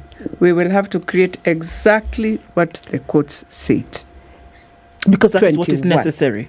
And that is already a structure that public service regularized, and that is how we also stayed in because of that regularization. So there's no way. Now, going by your previous argument, which is that we need a CAS for a State Department to assist the minister and to be the implementer in the State Department, then the 21 are useless. No. I said, or will not be as effective. I said, and I want to repeat, we are in public service, follow what public service said, 21. And they picked the 21 because those 21 are exactly just the same way the CSs are. So if a CS is handling one, you handle the other. It's as simple as that. But now when you bring 50, you bring conflict that I even don't know how. It's like you're trying to say each PS must have a check. Or excesses. You say conflict, I say excesses. You bring excesses that are not necessary. Yes. Right? And so you'll bring a lot of conflict. And now the argument you have of making it very political, then now it sounds very political. Because you see, you'll have even a lot of arguments with among themselves and among with the CS. But that's what Uhuru did when he created his So if we offices. play it against the situations that are currently in the country, I'm going to go with education because that's something very close to my heart. That we see children who don't receive capitation. For who 47% of capitation for this calendar year has not been sent. But then we seem to be hell-bent on giving an extra, 50 minus 21? An extra 29 people a job that is going to take up quite a lot of money. And we want to make sure that it's in law. We want to make sure that it's in law because we cannot run away from the reality that it's being used as a political tool. It is used as a political tool. Yes. We cannot run away from that. But then we want to use that to appease people's political mind and to ensure their expediency. But then we have so many things in the country that are necessary to be done. True. But every time there's an argument, like children going to school. Going to school, for goodness sake. But we don't see the sense in that. At least one thing I have stood forefront is that they must, even that time when I was saying that, I said you must follow what public service said. You must follow what the courts agreed on. And their courts agreed on 21. And those are the ones we are waiting for. Whether it is entrenched by law, but in administrative-wise, if it's under public service, it would have just still worked better because it becomes a more accountable. It doesn't look very political as we are saying now. You slowly by slowly. Your appointment, Mheshimiwa. Yes. Looked very political. It is political. When Uhuru created the position of CS, it looked very political. It was. When Ruto went through the Public Service Commission, public participation, blah, blah, blah, blah, it doesn't matter. The names that came out of the list that the president nominated, it looked very political. Yes. When we had the current governor of Kilifi, the current governor of Machakos, and others being appointed as CASs, it looked political. When you have the former governor of Kisii, the former governor of Nairobi, and others being appointed by Ruto as CSs, it is political. Yeah. So what is not political in Kenya? So the question because we have to change it also. That's the problem we face. What should not be political? Yes. Going back to Ndu's question. Because even employment is so political in this country that I don't know. Should we be spending this money to give the former two-term governor of Kisii a job and pay him over 500,000 shillings a month, or should we send that money to children in Kisii who need capitation for their schools in Kisii? 500,000 a month will send capitation for a year to 40 students. Okay. Now let me say this. That's just his salary. We've not talked about drivers. We've not talked about office space. We've not talked about assistants. We've not talked about flour in the office. We've not talked about car loan. Yes, now they put flour. Don't they put flour in the office? Mandas. And then paying all of those people. Well, you need to go there and look at my office. I send you. Kindly go now. And even if it is now, just go and ask them, because I know they have not changed anything. Somebody just and ask them, where was Elachi's office? And when you see it, you call me next time and tell me. No. This is no. We're not going to do that, Mheshimiwa. If they give you a cupboard to work from, that one. Why? Wewe ndio unajua ulikosea nani? Sikukosea mtu, because it is an office. See, you are supposed. I've always said it's not about the space. It is about you. You are the one who creates the office. When we say political, madam, in this studio, we don't say it positively. I know. Because anything that is referred to as political in this country is evil. The connotation is that it doesn't serve the purpose. I even don't know. We might have to go to a referendum and remove this politics. Yes, so. No, it is I something think so. that Then we see how country runs. It's something that the politician can change. The perception we have is born out of what we see. But now, how do we change? Even if you're not part of the people who do it, you are lumped in with it because you are a politician. So I don't know how we are going to change it. It's like, it is just. Let me give you a picture of the optics that I am seeing now as a layperson. The MPs walk out and protest and pitch a fit because they don't have CDF. Makes sense, isn't it? Mm-hmm. Well, wouldn't it be a wonderful thing if they did something similar for other important things? If they said we are shutting down business because, look, I'll be on this thing, because children did not receive capitation 47% from January, it would be fantastic. Would it not be a good thing? Because the action that you members of parliament brought into being, the president has reacted. He has responded. How? He has brought a bill. No, he has responded. He This one of CDF. Yes, he has Yes, responded. yes. And he said what? You will see. He has responded. It's not just going to go heavy. Where the ministries are going to be told, walete ile pesa yao ilipe CDF, whatever they're going to do, but something will be done. No, but you see, it's head even very teachers wrong. don't have money It's even to very pay their suppliers of They're in debt. muchele, Beans. maragwe, Yes. unga. They're in They don't debt. have money. They're They in have debt. kuni. How I wish you. They're in debt. We are going to school in January. Yeah. In the next 4 weeks. Let me say this. They're in debt. I think members, we have done, even in statements, we have done all this to the ministry. Have. In which country? In Kenya. Okay. You just need to go to the Hansard. Go This to the answer you Hansard. keep telling us to go to. Go to it. And Mheshimiwa, look, what we have said on education, I think there is nothing we haven't told them. Mheshimiwa, And we have budgeted for it. It's not money at we are bembelezing them to get somewhere. Why did it you- was money why that did you was walk passed. out? In what? what you know On what? this issue. In this next year. Okay. In this next year. Do just continue. Sorry. Then I'll explain to Mheshimiwa what I'm saying. 47%. Yes. Mheshimiwa, let that number just find a spot. 47%. That means we punched under 50% of what we promised children for this year. Of what was supposed to be used to take them to school. Yes. We put head teachers, we put schools in a compromising position term after term after term. We didn't see the uproar, let me hullabaloo, ask you and say, Mheshimiwa, we're going to shut this thing down until our children get the capitation that they need. No, we did. The minister, We did. the minister came to Parliament a couple of weeks ago, and there was a question about where did this go, and there was a the previous government. something. No, that one But we they've didn't- always we said didn't that. ho- so. I give my word here today. In But the let me year say this. 2024 to the end of December, if members of parliament will say, shut this thing down, me, Ndu, I will never open my mouth again and say, you people have done us wrong. If we can hear it with the same gusto that we hear other things, CAS give them job, or do this, with the same gusto, send children to school. CDF.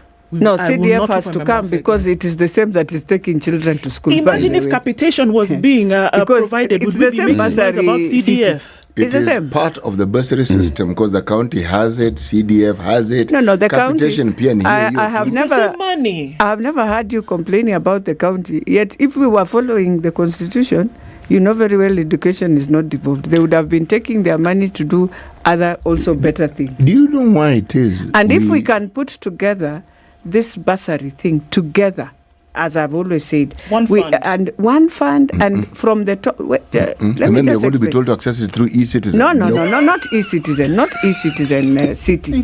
E-citizen is the worst thing you can ever do. Even right now, I know help. Students are just wondering. We have What are we going students, to do? they have tried applying, they have tried doing everything. It's the same way even on e-citizen when you are telling women, go and get a loan there. Women have, the ones who used to get $1 million, now they've gone back to 50,000. So it doesn't make sense, those things, by the way, sometimes.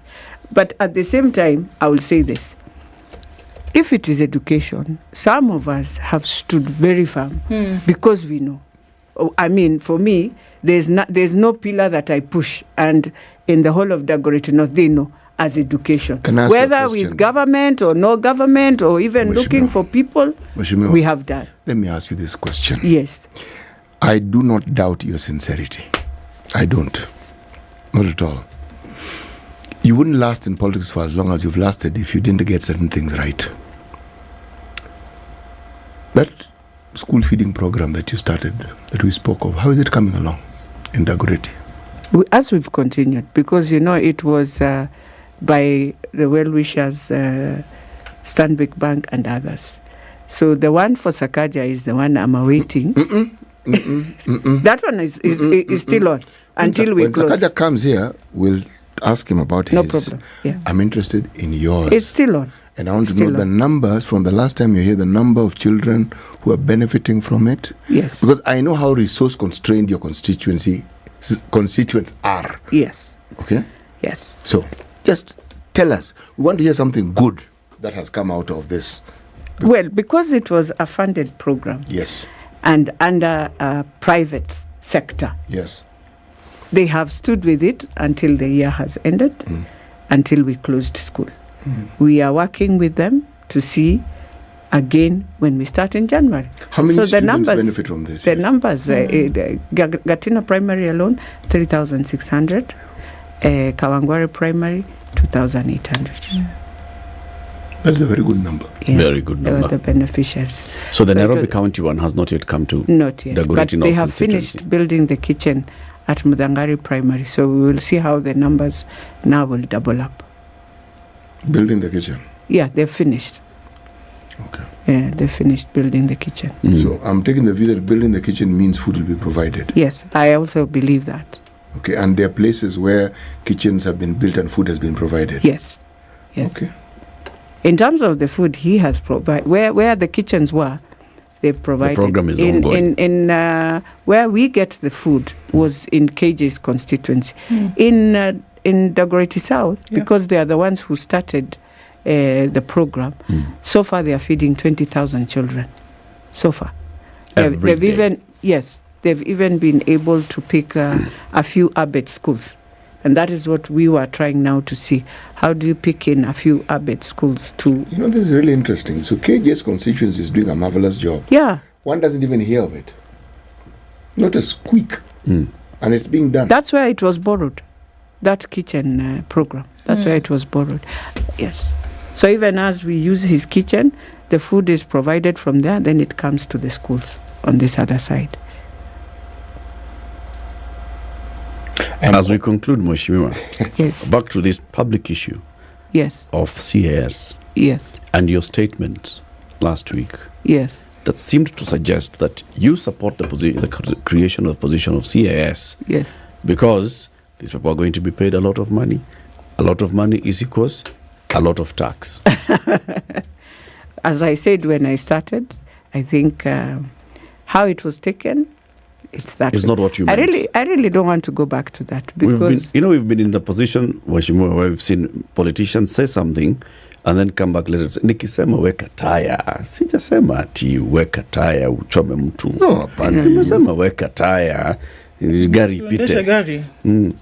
Are you saying that now you are misunderstood by the entire country? No, let me not say misunderstood. Okay. Let me just say it depends on how you translate it. It depends on how you...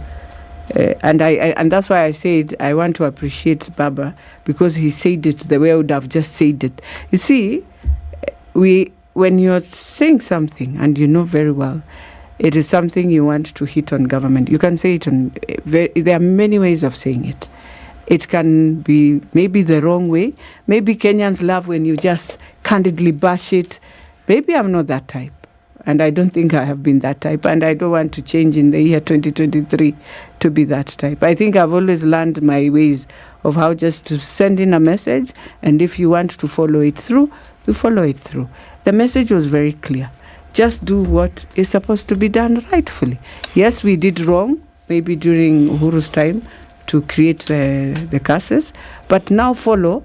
Since it went to court, Mutata got the ruling and it was regularized by what the courts wanted, 21, follow that process. If the Court of Appeal comes in and says that position is not supposed to be there, then be it. Then it stops. But that does not mean it will stop government not to create another thing that is there now and continue. And that's why I was saying we just need to be honest to the conversation. Me, my problem was, one, how I wish Uhuru just did public participation, whether do we call them advisors or CAS. Yeah. That's the only mistake he did. Okay. But the position was there since Kibaki's time, since ever. Okay. It has been there. And when you go to the structures of public service, you'll find it there. Beatrice Elachi, Member of Parliament for Dagoretti North, thank you very much for joining us. Thank you. And thank you for tuning in to Kenya's biggest conversation. It's Kenya's birthday tomorrow. Happy 60th, Kenya. We'll be here from 6 to 10. Have a lovely day.